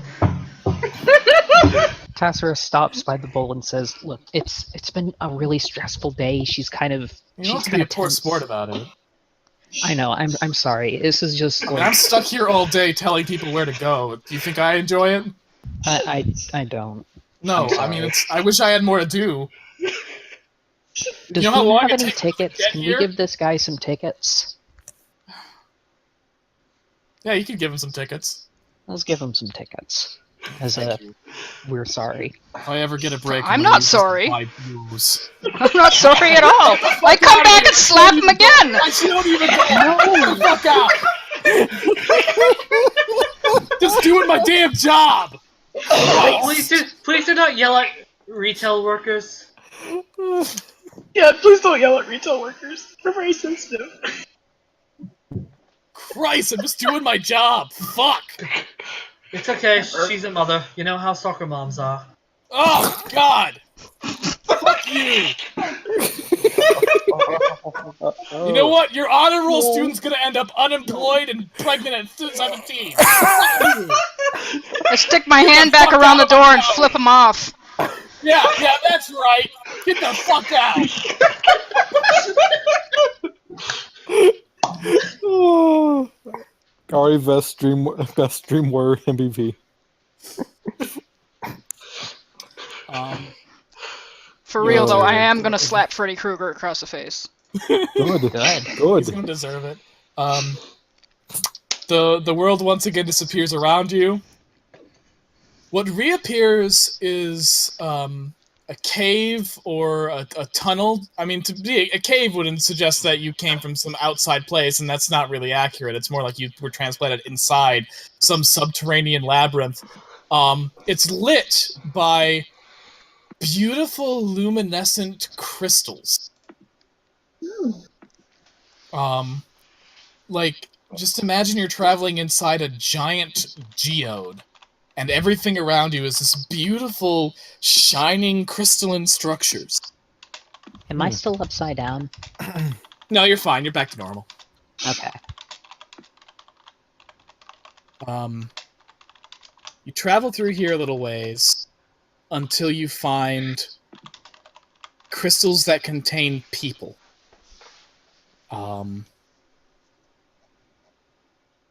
Including crystals that contain each and every one of you, as well as Howard and a Tengu you don't entirely recognize. and some Actual other people. us? Actual us or the dream us? Actual you, not the dream versions you encountered before, but versions of you that look exactly like you yourselves you perceive yourselves as. When you go up to them, other crystals nearby, crystals that don't contain people, start flashing with essentially replayed versions of memories of moments when you were interacting with Ayara. Any stand out to us? Sort of, I mean, they sort of do, because like when you look at, like, say, like if Talia looked at her crystal, you'd see every single interaction with her that you've had at once. And they would feel mostly correct, maybe slightly off, because every person remembers things a slightly different way. As multiple arguments between my parents have made clear. Jesus. Jeez.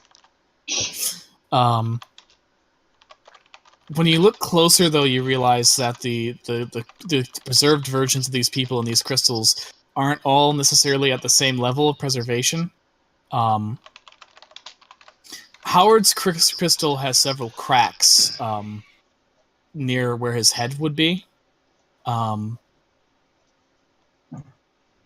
And his body inside is beginning to look just a little bit sallow, like a corpse that's a couple days old. Not quite decayed, but you can tell that it's not a living person in there. Lelia's crystal is filled with cracks, and the corpse inside is not doing very well. Lilt, however, and Talia, their crystals are both absolutely pristine, in a snow-white state of angelic preservation, and are even placed upon pedestals, although Lilt's is a bit higher than Talia's. I'm gonna tap on the glass.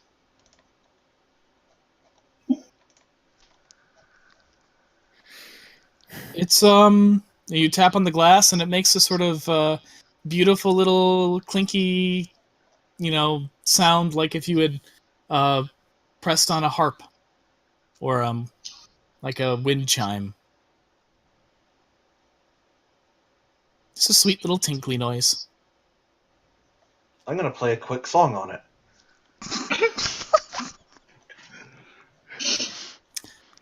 As you do so, other memories begin to display on crystals that don't contain people. You see a young Ayara playing outside when suddenly a bush nearby her lights on fire, and she looks at her own hand and sees that her hand is glowing as she herself has set fire to the bush on accident. You see her, a slightly older version of her, playing with a similarly aged Lilt, along with several other kids of different genetic backgrounds. It's an orphanage. You see a scene of Ayara giving Lilt a holy symbol of Henram.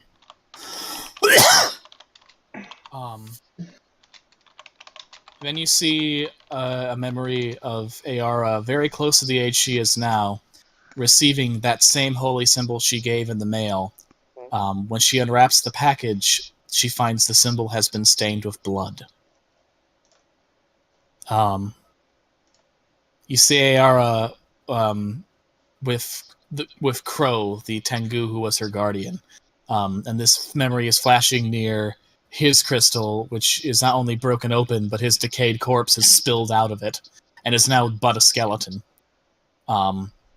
You see her, the memory that plays above this is Ayara rushing to Crow's aid as he has a hacking coughing fit before lying perfectly still on the floor of his study. Next to that, you see a memory of Ayara brutally slaughtering a group of what look to be bandits. There's fire and blood everywhere. The scene is truly horrific. And the final memory you see as you walk through this hall of glass and crystal is Ayara entering Knob's End. At the end, there's a door.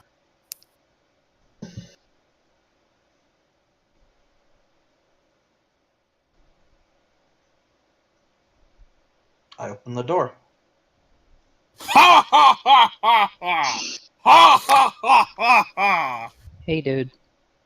Hey, I was told that you guys had problems at the last one, so here's the door. You can just go. Thanks. Much obliged. Tell your manager you need a promotion and a raise. Oh, thank you.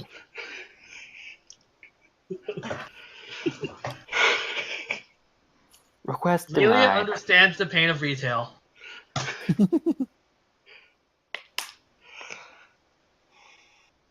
So, is it part of her backstory that she was forced into retail hell as inquisitorial training? Well, It would be isn't the best nunnery- training. Well, isn't a nunnery just retail hell in a nutshell? Just with more physical abuse? In the end, aren't we all in retail hell? Not exactly incorrect with that. It's a commentary on capitalism, YouTubers.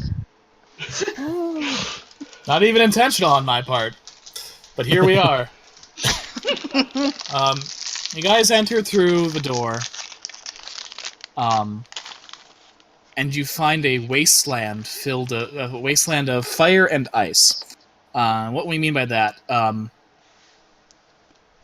the ground is covered in corpses.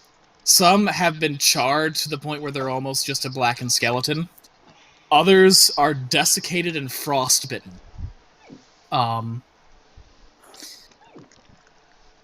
Parts of the barren earth are frozen over with ice and snow. Other parts are scorched and covered in ash, or even actively on fire. All in all, it's a pretty improbable place to exist in the real world, but exactly the kind of place that it can exist in a dreamscape. The world stretches on as far as the eye can see, and seems to be completely barren. Then the corpses start to stand up.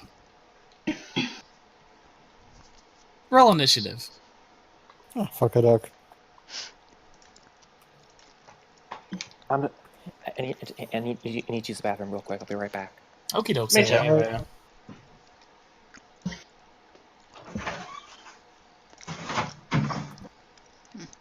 However, Shannon is showering, and How high is Virka's initiative? 9. Good dog. Damn! What'd you do? Lelia only It's has her 7 and Dex she and she has a feat? Oh. I have 8. Just plus Lelia 8. has a 7. I have to go look over this again. Some of them want to hurt. Yeah, she has improved initiative, which is a Some plus of them 4. want to be hurt by you. And her Dex Some is a of them 5, want so... to abuse you. Her Dex is not a 5, her Dex is... Oh no, it's a 5. Yeah, you're right. Okay. Right. Fine. Some of them want to be abused. Sweet dreams made of this. Who with a mind could disagree? Travel the world and the and here's sun. pull up my creature guide. I forgot what bushes are. What are you doing, kitty? Why are you back?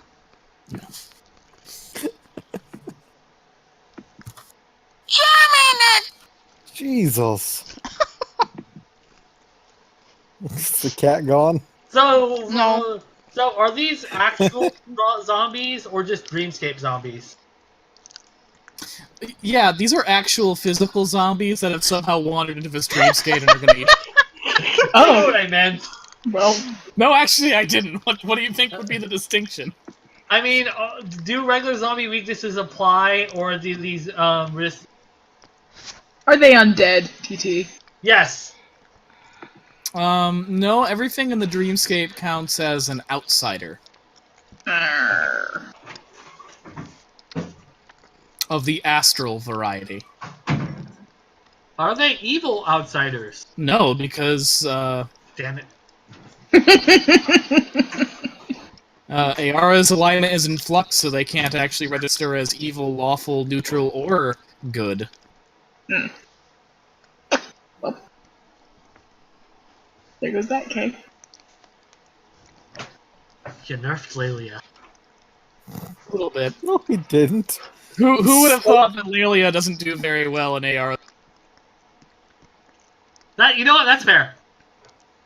Also, okay, he didn't nerf her. He barely inconvenienced her. Yeah. I mean, she has all the tickets. Let's be real here. Okay, back. Oh. Damn it, that would have been a good idea. I just said, hey, I am the master at everything. Give me the tickets I deserve. Damn it, we should have done that.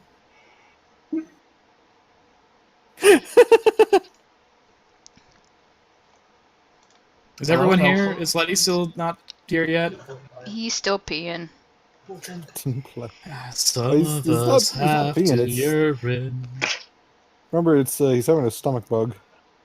Omae wa stando kaputin paradito.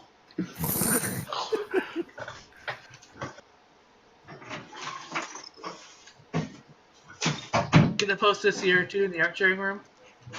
Oh, sure. Captain Planeto. Fuck. It's amazing. Earth-chan's amazing. To be fair, it would be a pretty good stand, as far as I understand stands. Captain Planet's bullshit. If you like take out essentially his weakness is pollution, but barring that, he's Silver Age. You forget his other weakness, which is a really, really mean person. Because when he saw Hitler, he just lost it. He just lost all his power. I don't remember that. I can't. That's an episode. There's an episode where just the sheer concentrated evil of Hitler makes Captain Planet go like, "Oh no!"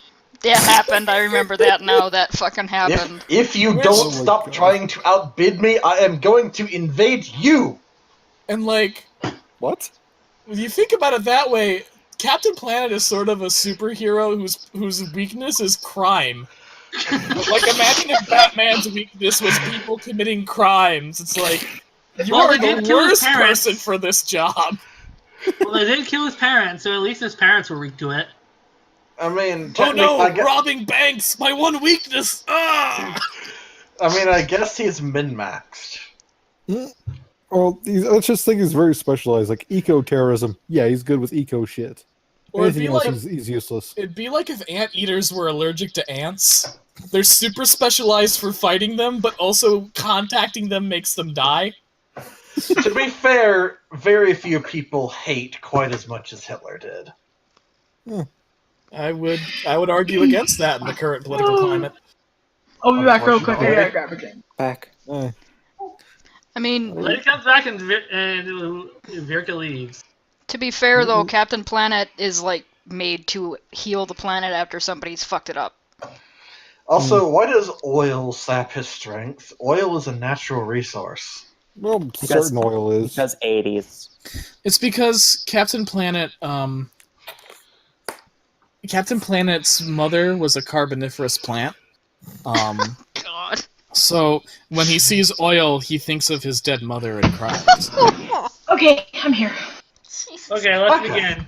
Talia, Is it's your turn. everyone here, I ask? And do we know? Do we know everyone is here this time? Because we didn't last time, but we thought we did.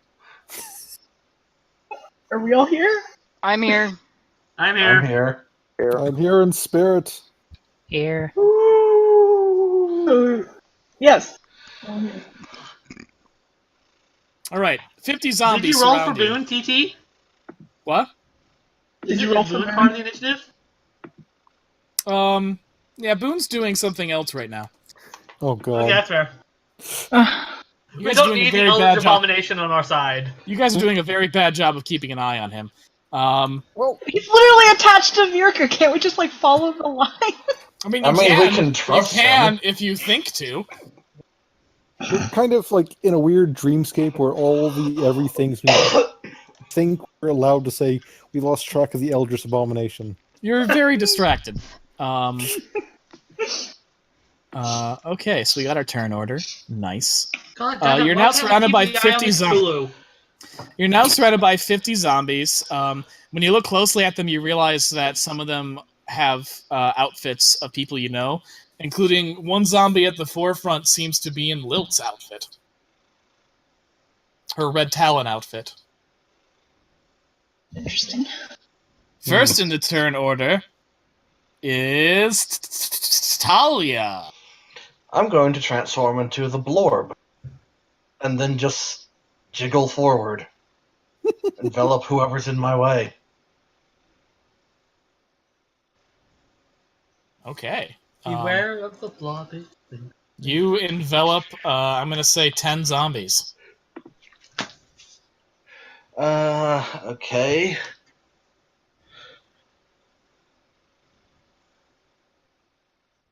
There you go.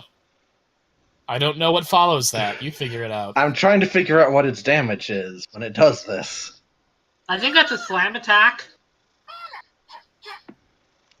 Damn it. He just makes me happy. It's a slam attack. So it's a slam attack that does 8d6 plus 19 if it hits, Okay, yeah. and you have a Sounds- 17 to hit.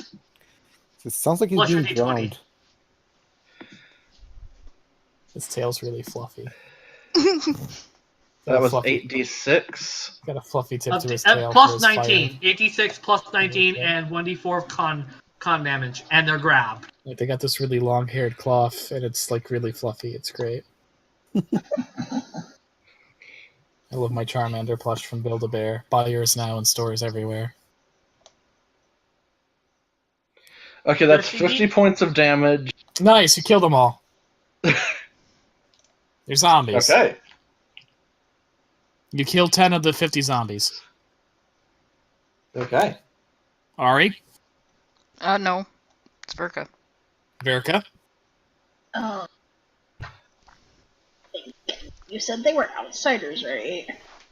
they technically count as outsiders subtype astral.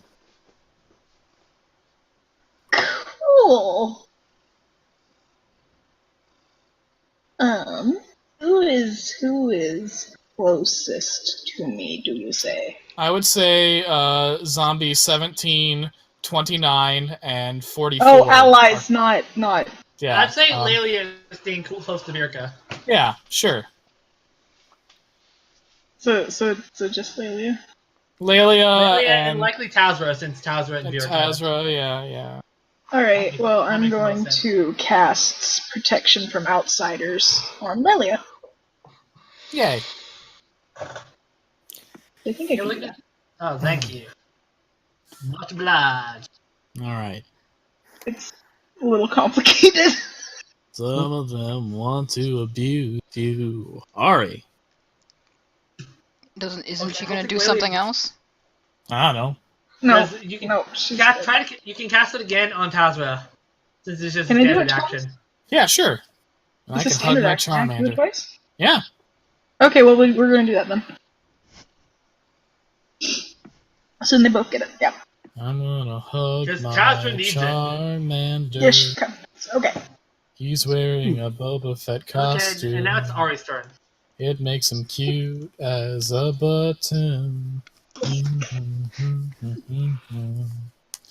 Now Okay. I'm making him do a dance. Look Oh at my my God. fucking So, Scout, it's our turn. Charmander. I'm trying to figure out what I'm He doing here. is dancing. It makes me happy. It doesn't help that TT is Yeah. distracting.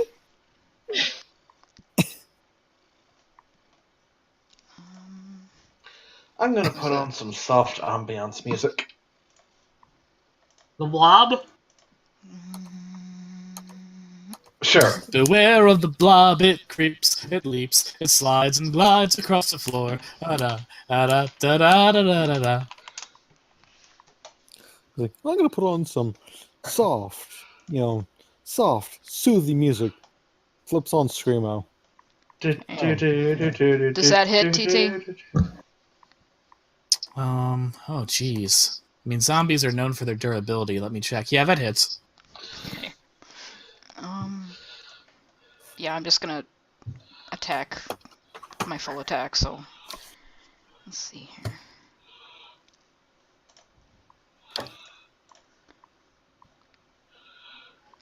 Hmm. 28. 8, 9, 10, 11, 12.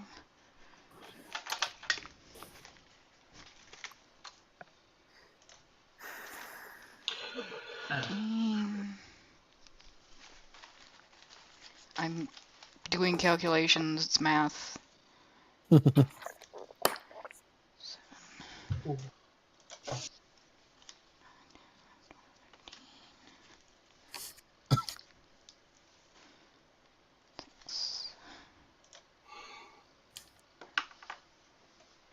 Okay, I just full on hit him with both of my swords. And one of them is doing fire damage extra, so Nice. it would be 6, 15,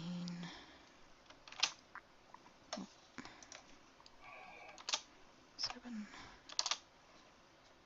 12, and then It's nice to be doing this again. Yeah. what is that? 26. 4.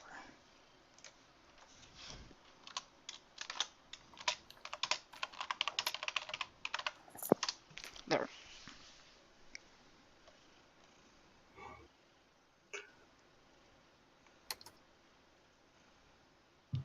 Nice. You killed them zombies. How many?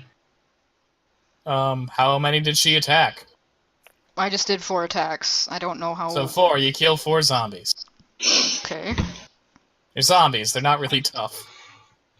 There are 36 left. It's almost like this is a prelude to an encounter rather than the encounter itself. Nice. Next in the turn order is Lelia. Lily is going to look to the zombies and cast Blistering Invective. I'll have to roll an Intimidate check. Nice. Does a 36 work? I rolled low. Can I rolled low 36. That's a real good question. I'm going to say it doesn't because zombies don't have a sapience to be intimidated by. Okay, so the spell fails then.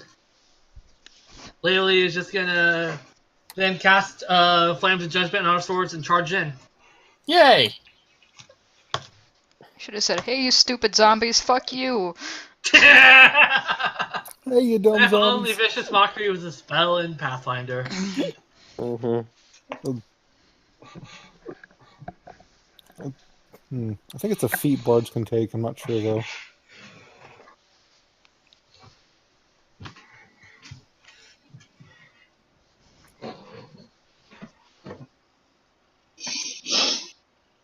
Eating a lot of burgers. Maybe this is too many burgers. Everyone loves these burgers. God, this is so many burgers.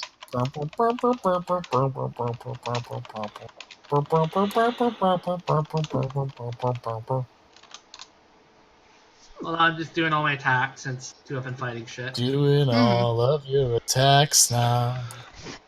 Takes a while. Gonna go have attacks done to you. Those are all attacks, by the way. Every single one of those hits. Alright, time for damage. Everyone. It's a zombie. I love when Will just breaks into song during these.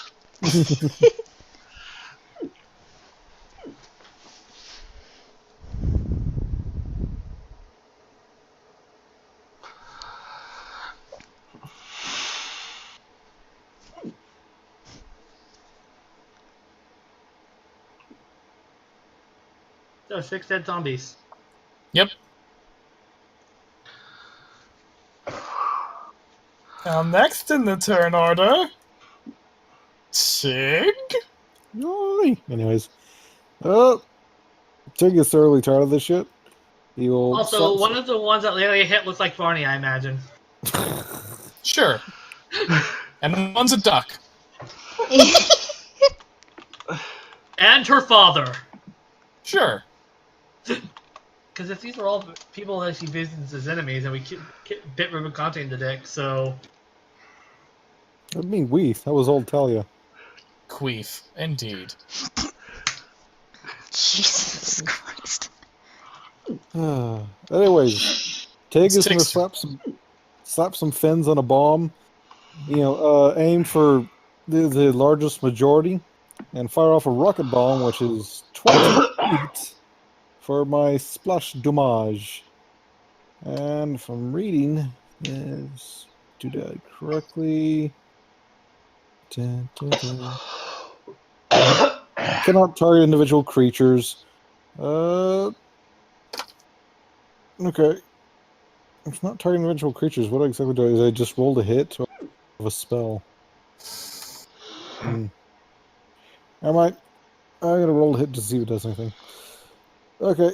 Rolled a hit, and if it works, if I remember all my goddamn dice.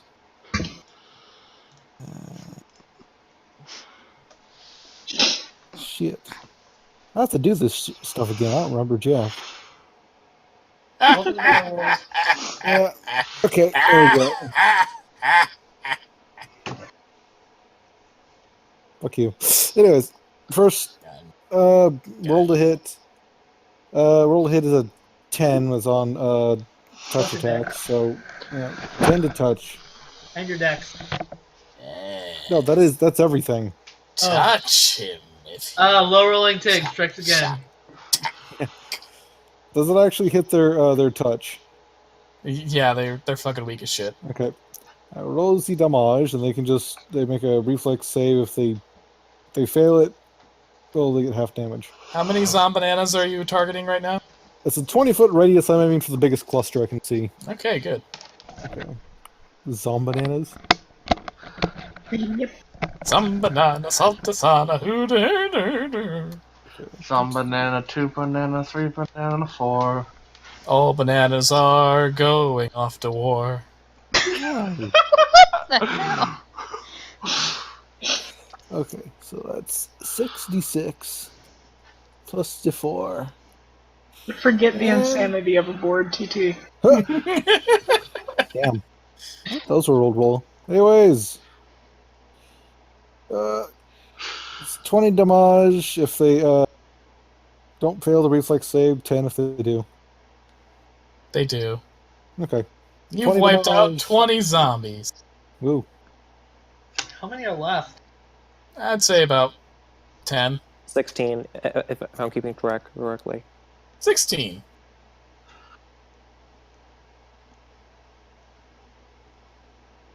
Tazra.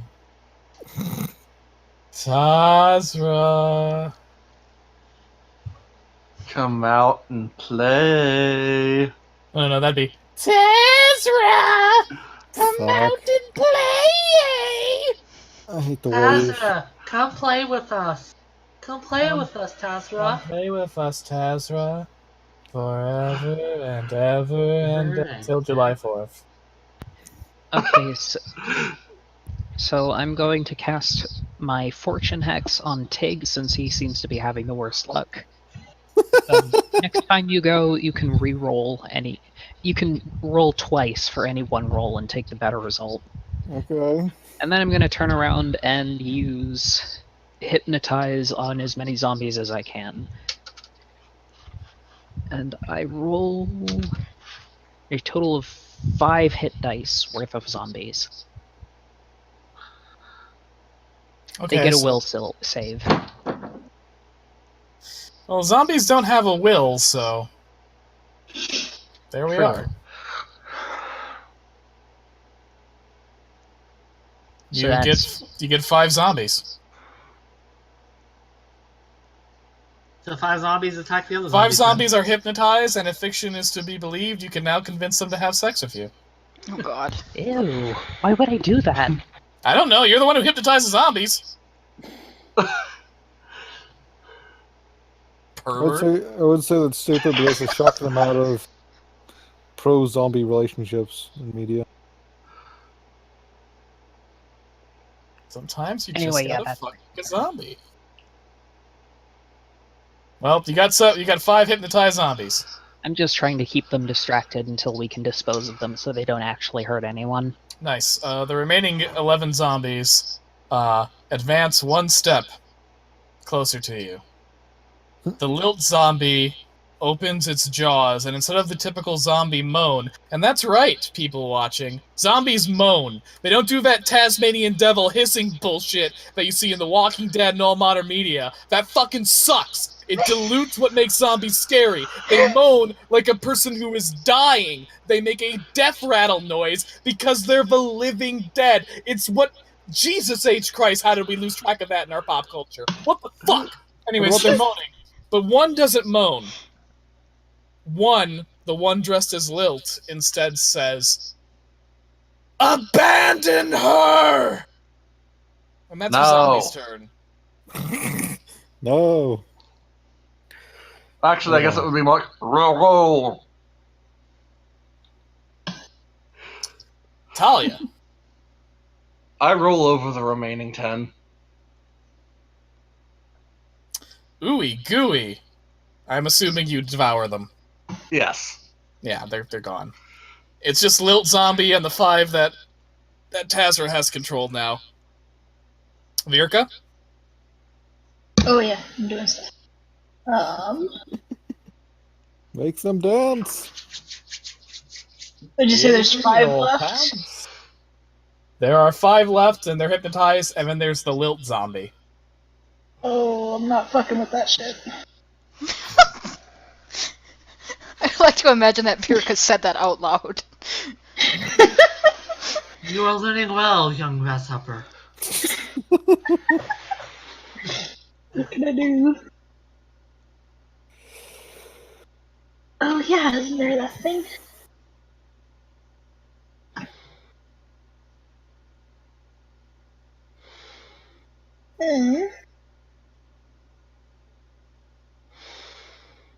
I'm sorry, I'm trying to find something.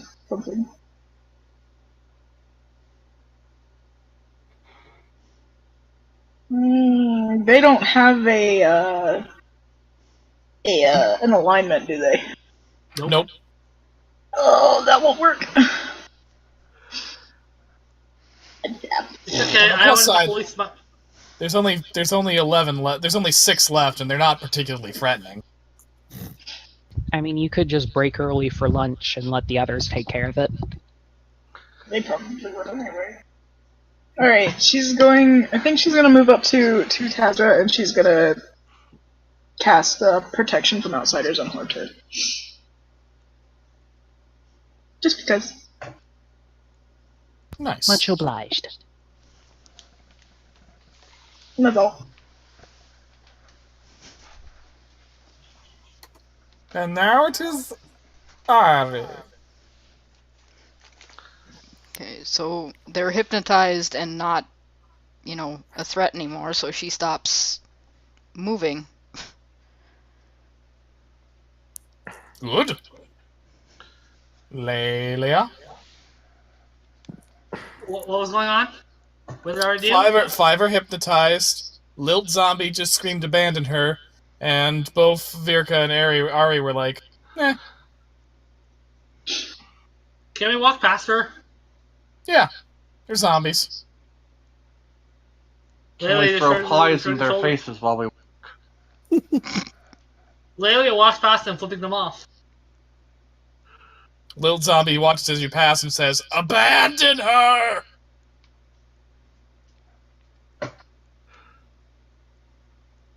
Lelia turns around and shows it the other hand with the middle finger.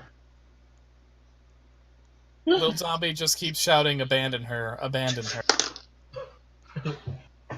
So are we abandoning combat? I mean, if you want to. We just walk about these. Well, if you can, I would like Ted to walk up and just trip the little zombie and then walk off. Just Make an attack. Dex or strength?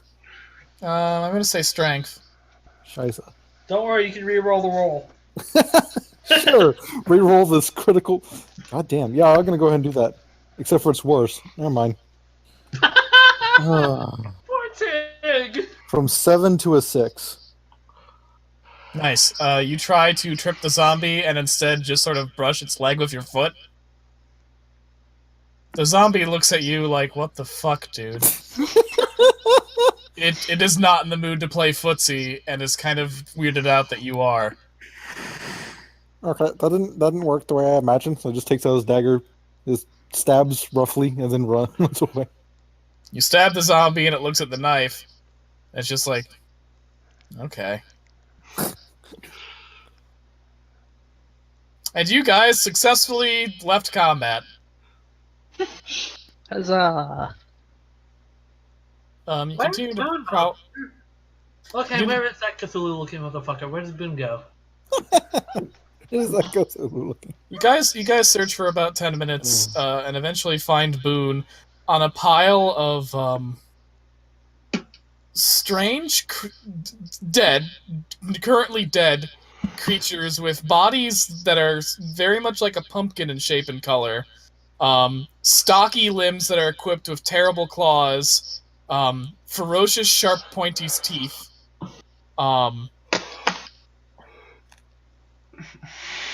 You don't know what the fuck this thing is. But there's a bunch of them and they're dead, and Boone's standing on top of their corpses. Can you provide a visual? I actually can't because this is a homebrewed monster. Ah. Someone's been having a party. They're kind of like tanukis, but they're very deformed. They're spooky. They're spooky tanukis. But they're really not at all like tanukis in physical appearance. Like they're round pumpkin-shaped orange creatures, so sort of lumpy orange round creatures with big sharp jaws, stocky arms and legs with big sharp claws. Sort of like a childhood boogeyman. Spooky. The story behind these ones, to let you know, because I don't have a way to give that information to you in story, is that Ayara would hear her guardian Crow occasionally talking about dealing with tanukis, and being a little kid who had no idea what the fuck a tanuki was, just sort of imagined a monster, Heffalumps and Woozles style. Oh, they're like represent- Langoliers. Yeah. They're essentially not actual tanukis, but the monster that young Ayara thought a tanuki was.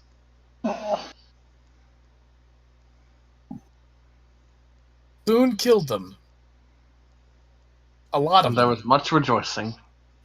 Yay! Hey guys. Sup? Everything all right? Boone shrugs. I don't know. We're all on the same team here. You can talk to us. Feeling kind of rough about how today's going. Well, they're currently standing on a pile of dead bodies. That's usually not something Yeah. people are okay with. These guys are apparently called spooky tanukis, and they were being assholes, and I overreacted. It's okay. Do you want pizza when we get out of here? I'd like pizza. Yeah, We can go get some pizza when we get out of here. we'll get some pizza. I think we've got to go this way. And he points into a direction. At least that's what I gleaned before. I don't know. Okay. I He give him hops a off the reassuring pile. pat on the shoulder.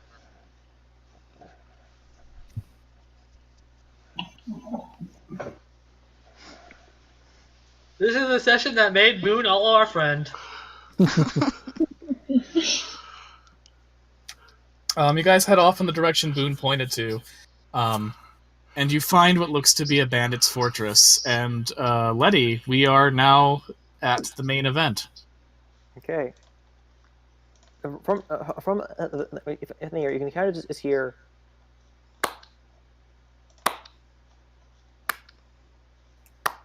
Don't slow clap at me. That's so cliche. And Someone F- clapping. And F kind of walks out of the fortress looking pretty pissed.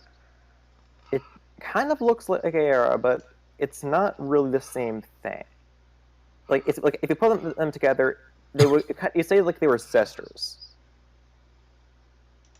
And the thing, Yeah. it's pure. Instead of orange, she's pure. She's the color of blood. The hair is color reds, yellows, oranges, and it's flickering and shifting like a flame. Well, you two-timing bitch.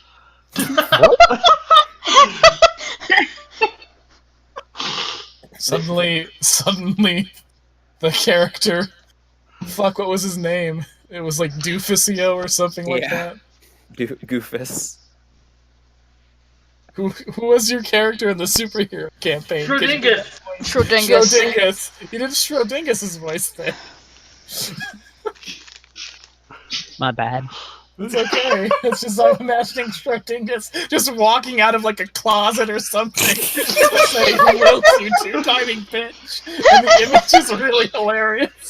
So And then she clops away on her wood rocking. So Schrodingus, after beating his father, gained all his powers to be where he's not supposed to be, essentially. Yeah. Boone, do you have anything to say about that? Wait, is that We canon? don't speak of that.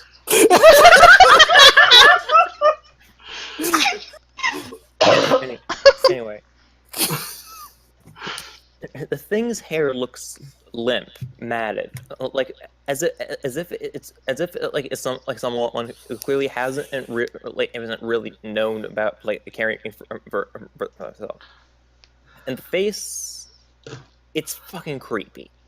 There's no the nose is kind of like a slitted pupils. The mouth opens up much wider than is normal, giving it a grin like a jack-o'-lantern, and the teeth are much bigger and much sharper. The eyes are pure ice, sort of milky blue, sort of not really like eldritch hellish red or anything like that, just milky blue. And there's spikes all over her arms, and as mentioned, she looks pissed off.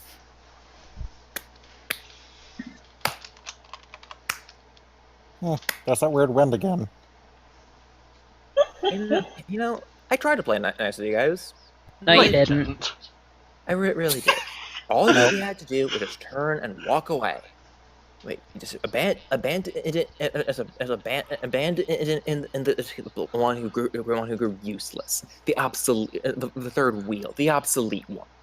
No, you dumb motherfuckers just can't take the goddamn hint. What is with you people? Do you just? If you've been paying attention at all for the past couple months, that's kind of our deal. Please, we got gods angry at us. Get on our level. So much. I don't care how I'm many in issues the Sandy she's my big Cons. sister, so stop talking shit about her. No, Damn quite it. frankly, Oh. all you seem to just not understand the concept of what you're dealing with. You're dealing with a world-ending threat, and you still want this. No, we're dealing with a very Sandy cunt. We need to give it a bath. You want to keep a three-part failure. You're a freak, a misfit, a monster. Ari puts a finger in her ear and wiggles it around and says, "Does anybody else keep hearing farting noises?" You know what? Fuck it.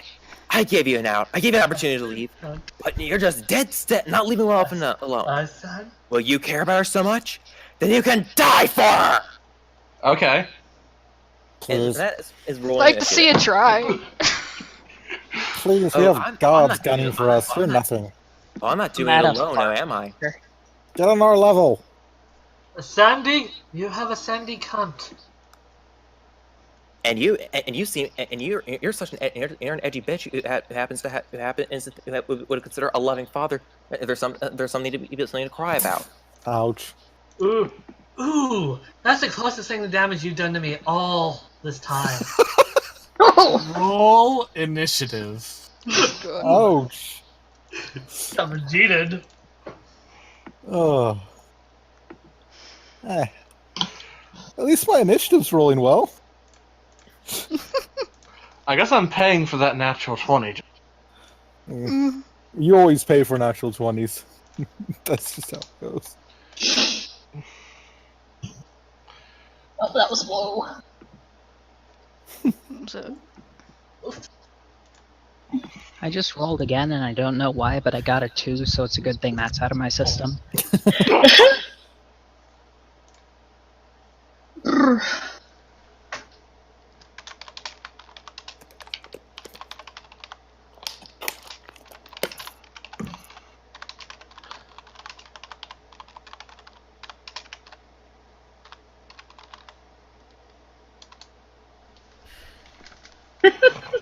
It is always great when in an epic confrontation with some sort of otherworldly horror, everyone just starts shit-talking it. And that's kind of how the World's End ended, didn't it? Yeah. That's one of my favorite climaxes. The heroes just fucking talk the villain down to the point where the villain just shuts down and quietly says, "There's no point in talking to you." We're the human race, and we're Everyone- too belligerent to be controlled. Hey Everyone guys, just- instead of initiative, can we just all take 2 minutes just to write the biggest insult to evil AR we can? No. God damn it. Turn it into a rap battle. You can call me Araya. Roast. But Raya's That's gonna. such a tongue twister, though. yes, I know it's her name spelled backwards, but hey, I was It's a tongue twister, that's why I don't want to say it. I kind Araya? of like the idea of calling her Fart Monster. Fart Monster. I'll take Fart Monster, sorry. Dake's just gonna keep asking, what's that weird wind? Cuntit? No. Lelio called her Countess of Arabia. Oh, Damn it. Jesus Christ. We are throwing the C word out a lot today. What do you mean, we? Lelia's British. That's a fine word for where she's from. Yeah, it's British just fair. exists in this world. well, He's Doyle fantasy does. British, which is even more posh than normal British. Technically, Lelia is fantasy Italian, but She has literally tasted no other beverage. Listen. None of the nations in Conquered Worm are really. that's fair. I think there's technically several fantasy Britons. Because I wouldn't say Doyle is the only fantasy Briton in this area. And really, Doyle doesn't really quite match one for fantasy Britain. I mean, the people in Hog were all rednecks. That's fair. But, Anyway, yeah. so let's begin. The die is cast. Okay. Araya his first thing Araya is going to do is float into the air, and then cast Geyser underneath Talia. So you make like the ground starts rubbling underneath her as a fucking geyser erupts on the ground.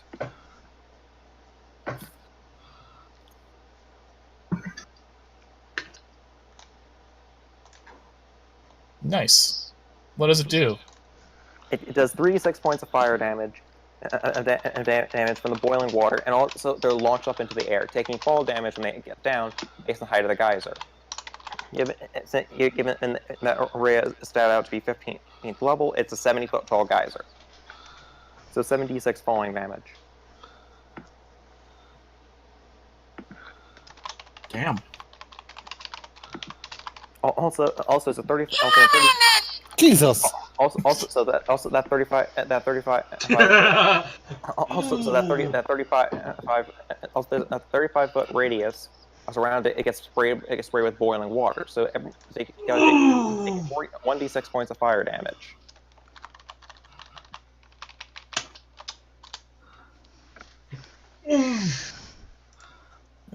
That's gonna be fun. Ouchies. Yes, well, Is there a reflex save? There should be. see now. It's 20. It doesn't work. It's 20. The correct one is 20. You gotta get 23 or higher to avoid it. So yeah, you're set flying.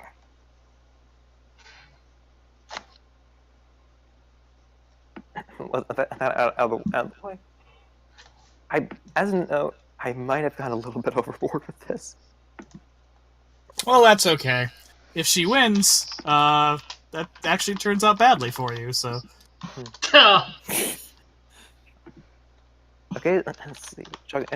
Basically, next, chucking 2 fireballs, one at Lilia, and one at Ari, and then going to call for backup. I rolled a 23 to avoid the boiling water. And then you do not take 26 fire damage.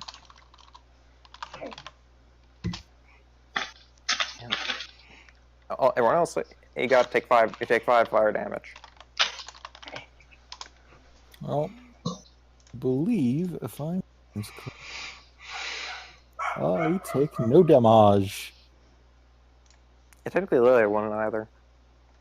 Yeah. Lelia is gonna roll. I'm talking PMing chat, so Yep. Fire resistance 5. So if it's under 5 damage, Tig does not notice jack about fire. Do we have a reflex save for that? I didn't hear you there. Yeah, 23. Oh, what is it? Okay. I didn't know that was for everybody. yeah, if you win, this is gonna turn out really bad by the sound of it. Yeah. Shit. Well, I mean, the question here is Araya going to become dominant, or is Araya going to go away? I assume that if Araya wins and drives you all out of the astral projection, we know the answer there. Oh, fuck. How you guys doing HP-wise? Oh, I was never given the number of damage I actually. Well, we'll find that out. I'm gonna go... I know my turn isn't up yet, but I'm gonna say, I have to go to the bathroom real quick.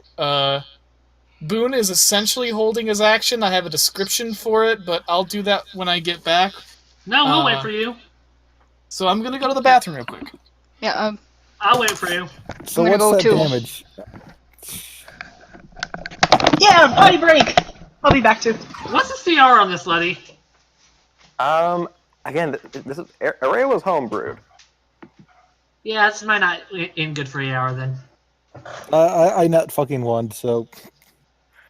I gotta use the bathroom as well. Alright. What is the damage? What is the damage? Because I take 5 less.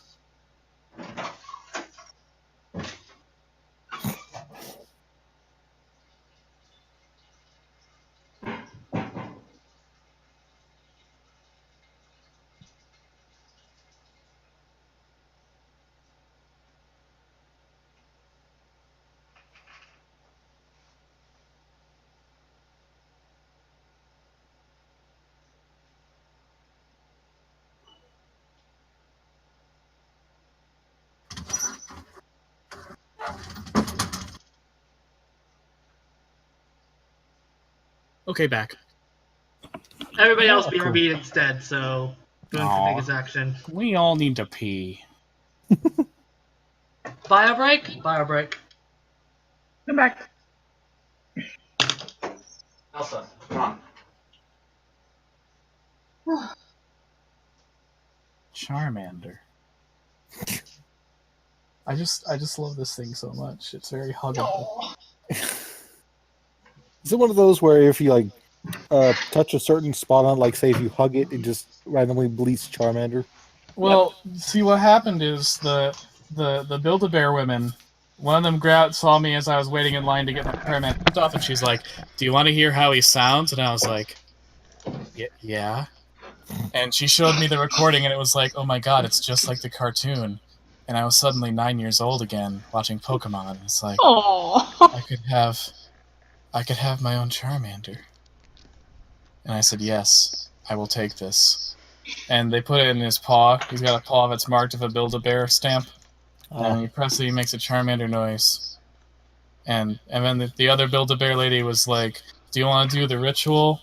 She said, well, listen, since you're an adult, I won't tell you that you have to do the whole heart ceremony. And I was like, well, what's the heart ceremony? And it's this cute thing they make people do. And I was like, yeah, I'll do that shit. And then we chatted about how like she's like, yeah, I always get kind of annoyed with the guys who come in here to make a toy bear, and they like scoff at the whole heart ceremony thing, and I'm like, Jesus Christ, you're in Build-A-Bear already, just suck it up.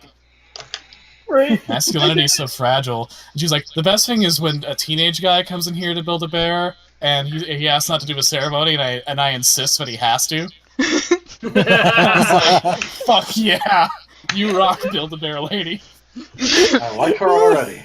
That's She's awesome. awesome. And she gave me like, they gave me the options, like you can make it kind of soft or like super stuffed so that they're like really stiff. And she's like, I got him into I chose the kind of soft category, and it makes him very squishy and huggable. Hmm. I love him, and looking at him makes me happy, and then hugging him makes me happy. So That's where how I down the feel. line? Really making me want one of those. That's how I So- feel about my Build-A-Bear Charmander. So where down the line did you say put him in a? Well, here's the thing. My dad was there at the Build-A-Bear shop with me because we were doing Cope family business in the mall. And my dad was like, William, look. And he brought the Boba Fett costume to me, and I was like, yep, that's where my childhood wants me to go. Like, that's what your dad just went, fuck yeah, I'm helping my son build this goddamn Charmander, and it's gonna be the best Charmander ever. That's why I love my parents. Aww. So Well, amazing. my mom called ahead of time to make sure they had them in stock. And then when she got the phone, she's like, Aww. my mom's like, okay, they say that they've got a couple of Charmanders left, but they don't think they'll last the weekend. And my dad was like, we're getting them now! That's fucking adorable. I know they have an Eevee too.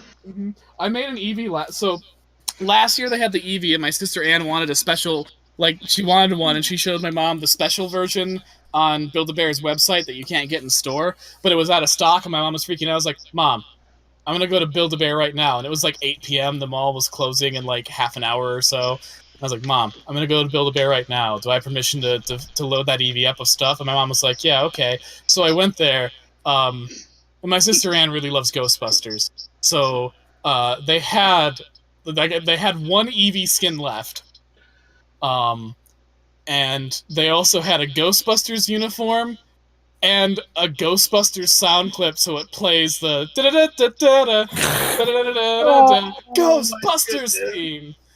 So I made a Ghostbusters Eevee for my sister for her God. birthday. It was rad as shit. I fucking loved it, and she loved it.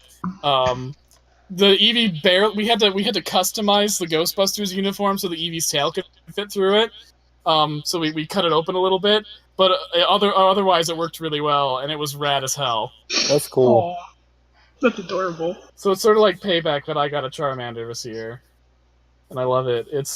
If I had this when I was a little kid, I would have lost my shit. Like, seriously, it's perfectly huggable. It makes noise just like on the TV show. It's about the size I always imagined a Charmander would be. And I love it. And he's wearing a Boba Fett costume. And that would have made little kid me so fucking happy, and it makes adult me so fucking happy.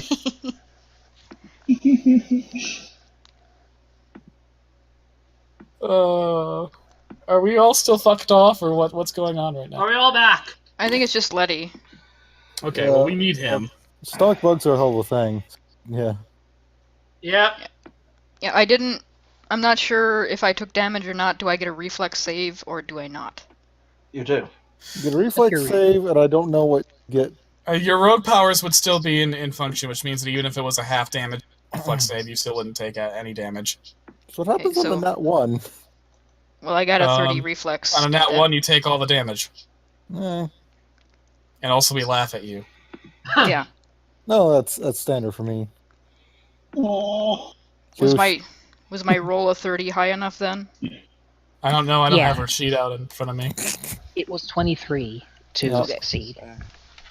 Okay, so the full So, damage 23 is... dice checks, so that would be... Okay, so Letty, what is the full damage? For on the fireball. fireball at 33. 33. So minus 5 from that, and I get my damage. So I nat 1. 14 damage then for Laylee. So I just dodge it then? Or is it half damage if you dodge? You're a rogue, so Oh, yeah. by this point you should have that thing where it's like, doesn't matter if you take half damage, you just dodge it entirely, because rogues. Yeah, I do. Alright, now it's Moon's turn. I remember that pissed you off during Okay. the Syl fight. Yes. So Boone. Boone closes his eye, and his torso and limbs. First, his arms and legs curl in like he's sort of sitting Indian style, and then they sort of merge into his torso, which merges up into his body until it's just a giant sphere. Experience tranquility. The sphere hovers up into the air about 10 feet above everyone's heads, or more, give or take your height differences, and then hovers in the center of the party. Tendrils shoot out from Boone and tenderly land on everybody's heads. Oh, I've seen You're it all in restored to Hentai. full health. You get +4 to attack and damage. Fucking hell. Damn. I've seen enough hentai to know where this is going. No, he's no. Come on now. Boone's a gentleman. Don't fuck Boone that way. Don't do that. She doesn't want to fuck Boone that way. Boone's not doing anything sexual right now. Boone's just giving you all sort of a reassuring pat on the head. Aww. And you get +5 to reflex, will, and fortitude saves. Cool. Boone is giving you guys a buff.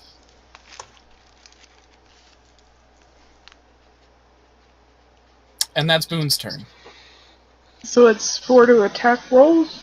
4 to attack and damage, +5 to your fort, reflex, and will. Gotcha.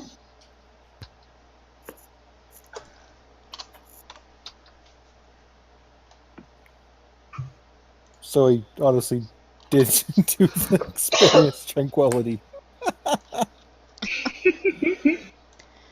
Oh.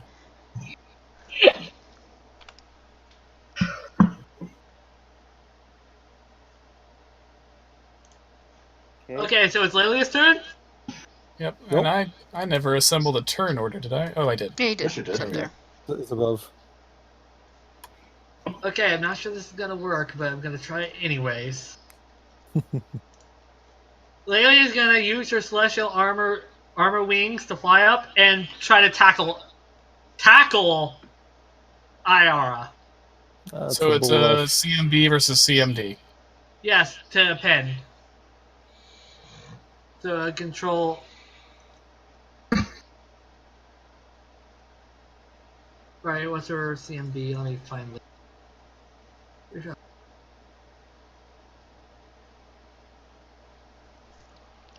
Does a 28 beat Iara's CMD? Araya is who we're fighting. Araya's. Yeah, the hand. So I have to roll CMD. You don't roll. It's a static. It's a static thing. It's sort of like It's AC. it's like Yeah. AC essentially. It's Okay, math. that's to tackle and pin her to the ground. And If it- she's also going to concentrate and pull out a special pair of cuffs and cuff Iara. Araya. Araya, fuck! After He encountering already said it's hard for Dreamview, them to say it. Are you Yeah, really come going with to me, really use bad. bondage powers? Yes. Her special bondage powers. I mean, we I think we've established there's a kernel of truth to how Ara views you all. Oh yeah, Colonel, but that's how a view is. It's always a kernel, and then Yeah. it grows.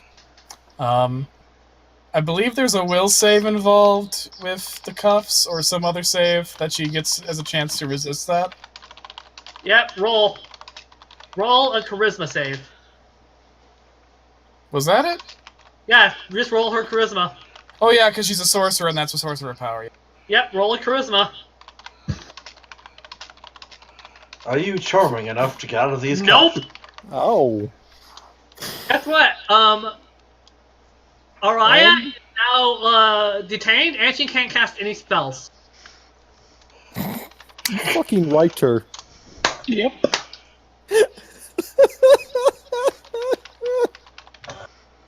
You have the right to remain silent. Combat's not over yet, gang. No. She didn't call for help. Araya I oppose. is kind of grin at this. I thought, what would your husband think? You'd probably You'd be ask for into a it. threesome. He would Every too. time I think about Kay's sexuality, I cringe a little, I gotta admit. He's basically Alucard. You can't comprehend his sexuality except for when you can. There's also plot convenient sexuality. Lelia was joking about that, but Araya doesn't know that. Kay has standards. That's Does a he? good thing I'm not fighting alone. Agar, get out here! It's a And hard on the next turn, Agar will listen. Agar? Agar! Horrible. He's a character from a comic.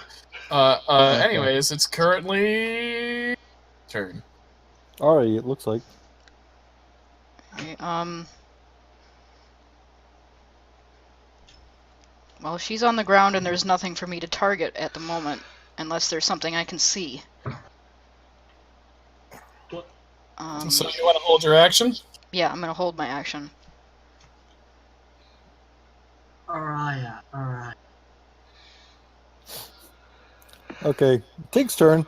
Tig's gonna slowly walk over towards the downed Araya. Goes, the wind stopped blowing. Home is where the heart is. That's where you hang your hat. And after that, he takes off his hat and just stuffs it in her mouth.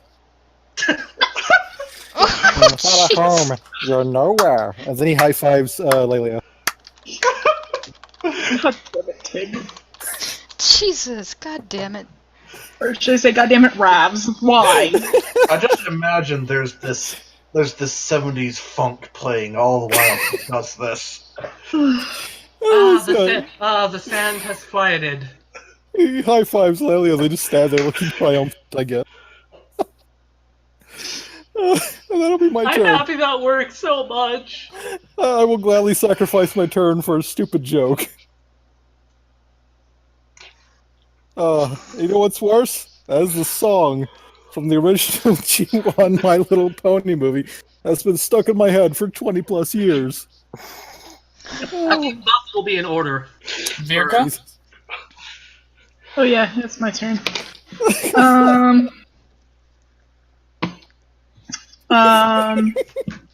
She's gonna do detect evil on bitch face Araya.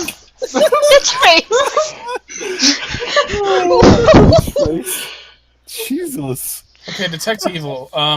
So technically Araya registers as not just Araya, but also the entire environment. And much like Lelia's attempt at detect evil earlier, you really, on the one hand, you can't get a positive yes. Like, this is you are in the mindscape of someone whose alignment is shifting. However, the great concentration of whatever force, whatever internal part of Ayara is pulling towards evil, the greatest concentration of that is with Araya. If you're in a storm, this is where the heart of that storm is, where the greatest concentration of that change is. This is the center of the turning tide. Okay. So Araya, you can't say necessarily Araya is evil because we can't yet say for sure that Ayara is evil, but if there is a face to the evil aspects of Ayara, Araya is it. Okay, cool. Do I still have a thing I can do? Sure. Cool. Virka's gonna cast Holy Smite. Holy Smite! You were lost alone in the midnight sea! Well, I'm good alignment, so that'll do shit against me. Do I have to roll to hit too? I forget about spells. I have not ever done a Holy Smite, so I don't know how it works. No, you don't. It just hits. If but if it isn't evil, it doesn't do anything. It says evil and neutral. Okay. I would say Araya kind of counts as both and neither, so it should work. What aspects of Araya are still the original chaotic neutral Ayara, and what aspects of her are evil? Both technically count as at least one of those two, so they should work. It says each evil creature in the area is the other one evil too. Well, no one else is in the area yet. Oh, okay. What is 1d8 per 2 caster levels? Oh my god, what the hell would that be? So your caster level, considering that you're a cleric, I think that your caster level is basically your normal level. Mhm. So like 11 or 12, I forget where you guys are at. 11. 11. So 11, so 1d8. For what? How many caster levels? 1d8 per 2 caster levels. Okay, so you round down, so it would be 5d8. Cool. 5d8s plus the damage buff we got. Yup. Oh, okay.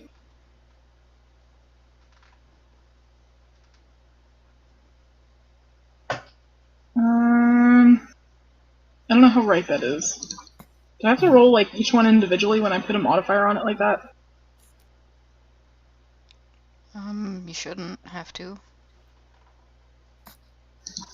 I don't know. I'm gonna post it in here and see if you guys think that's.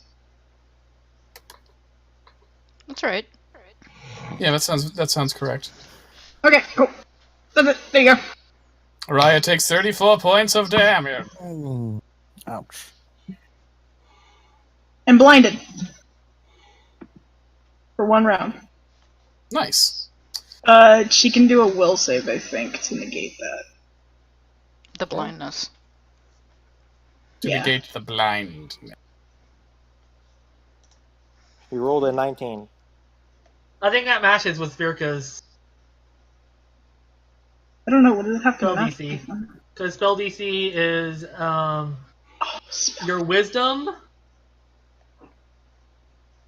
Your wisdom plus half your level plus 10. I think that's a 20 for. Because My wisdom modifier? Yeah. 4. Then that matches. Cool.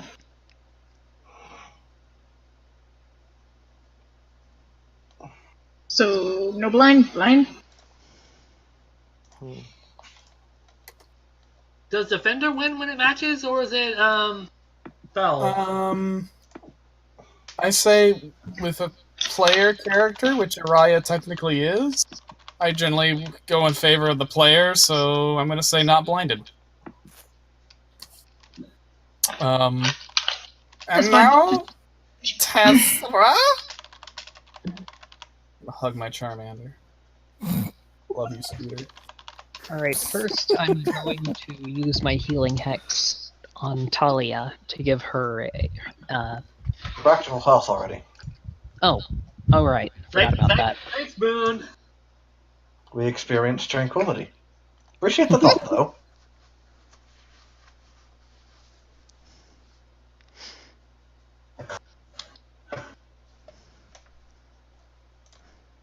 Alright, I guess I'm gonna give Verka the extra luck for now. And.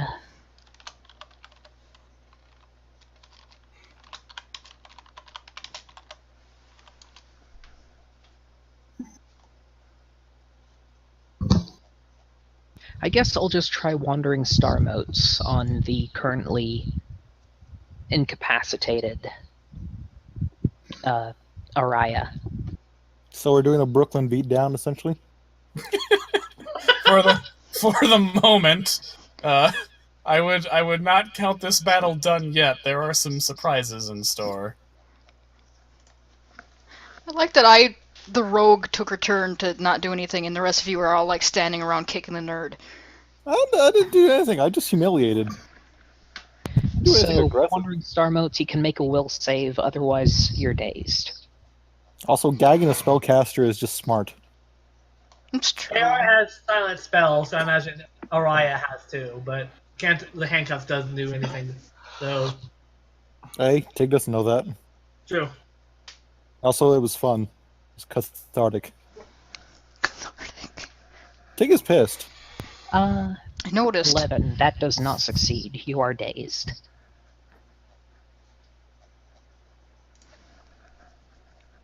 Why can't I find that?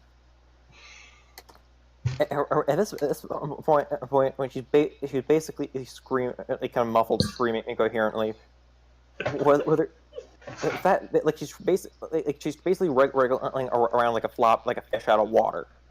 Lelia has her in like an arm bar and giving her a noogie. Wait, damn I thought you were going to do a Phil Nelson. Far more inescapable.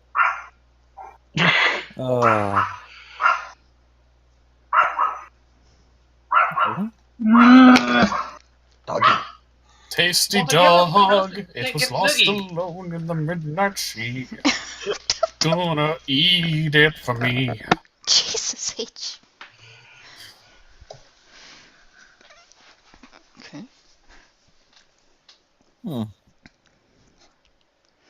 That was it. So, is it Talia's turn now, or? Did I Tazra believe finish so. your stuff? Yeah. Then it's Talia time. The end result of everything is Talia is lucky, and Araya is dazed. Okay. Since it feels like it's been literally months since we've done this, and since combat's not over, let's see what the dice gods have to say. Ooh. So you're just gonna sit around transforming on her? Okay. I think it's only the one. Okay, I get 2 rolls, and then anything more I do counts as an action? Yes. Okay, first one was 12. I did not expect this. Give me a second. Oh God. What is 12? We're trying to have fun with this. Yeah, that's fine. I'm not angry. Ayara loves to watch me transform. And now her evil self gets to watch what AR loves most. And she can't do a damn thing about it. There's a certain irony in it being this one.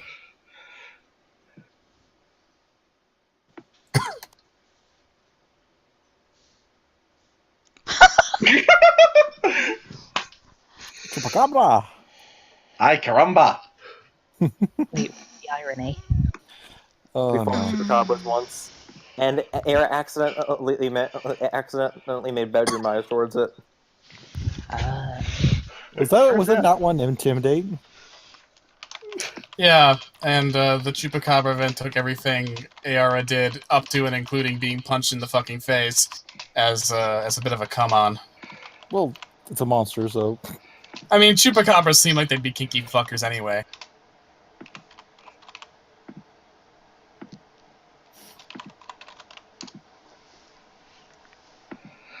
We're having trouble finding ones that haven't rolled yet. 54. When I'm 54, boom, boom.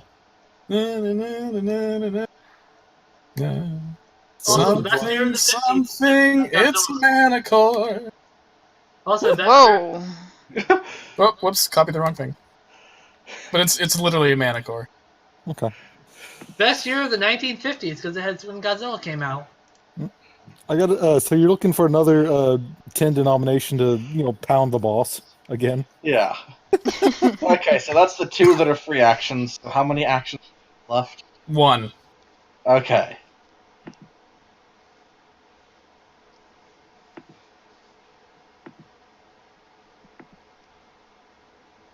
$41. So close. Damn it. That's so far. So... You tried so hard, And got so far, but and in the end, it I doesn't. knew if I really just, didn't I knew if I matter. just started it, you'd idiots would end up doing it. My Little Pony. Mm-hmm. Eating human flesh, My Little Pony. We all like to eat the taste of flesh, Little Pony. It's how we all work. Okay, you guys hear a rumbling. Suddenly, a wall bursts open. Oh yeah! Hey, God, the horror. And bursting through the wall is a gigantic minotaur. He snorts, and then bursting from the wall behind him are two Giganotosauruses. Oh dear. Oh. Well, I tell ya, we might need your Mogaru again. Are you ready to get fucked? I don't know if I can do that a second time. Yeah, I'm gonna say transforming to any of the 10s takes two consecutive turns of work, just for the sake of a little bit of viability to us having boss fights anymore. Okay, well, where's Agar's stats? This is it, I think. Yeah. Wasn't the right one? Huh. His actual name is Agar Bonecrusher, leader of the Blacktooth Bandits, but ever since you guys said Hagar, I was like, yeah, Hagar the Horrible. That's what we're going now. That is a lot of math.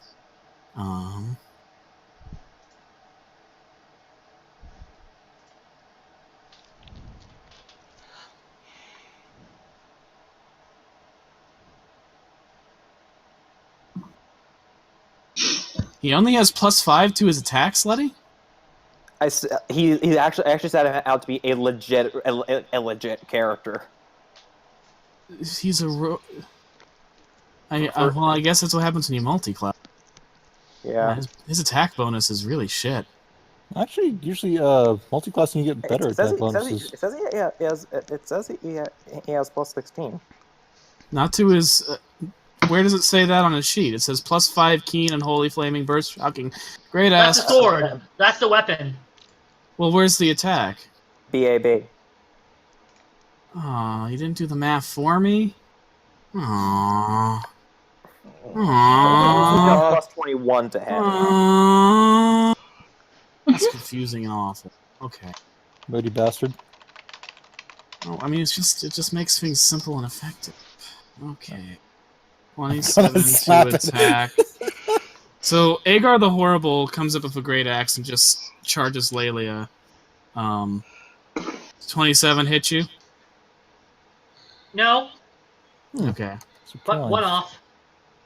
What about... This is really Wait a minute. It should be your flat-footed AC. What? Because you're pinning Araya. You're pinning Araya. Fuck. You're pinning Araya. Then yeah, that hits if you're gonna do that bullshit. Well, I mean, you're currently involved. You're That's currently fair. involved in something else. I don't think that's bullshit at all, Sir Kay. Yeah, I you think are. that's how a fight goes. That's fair. That's fair. It's fair is what it is. It's fair. Okay. Open Jesus Jones. There's a lot of D10s. Okay.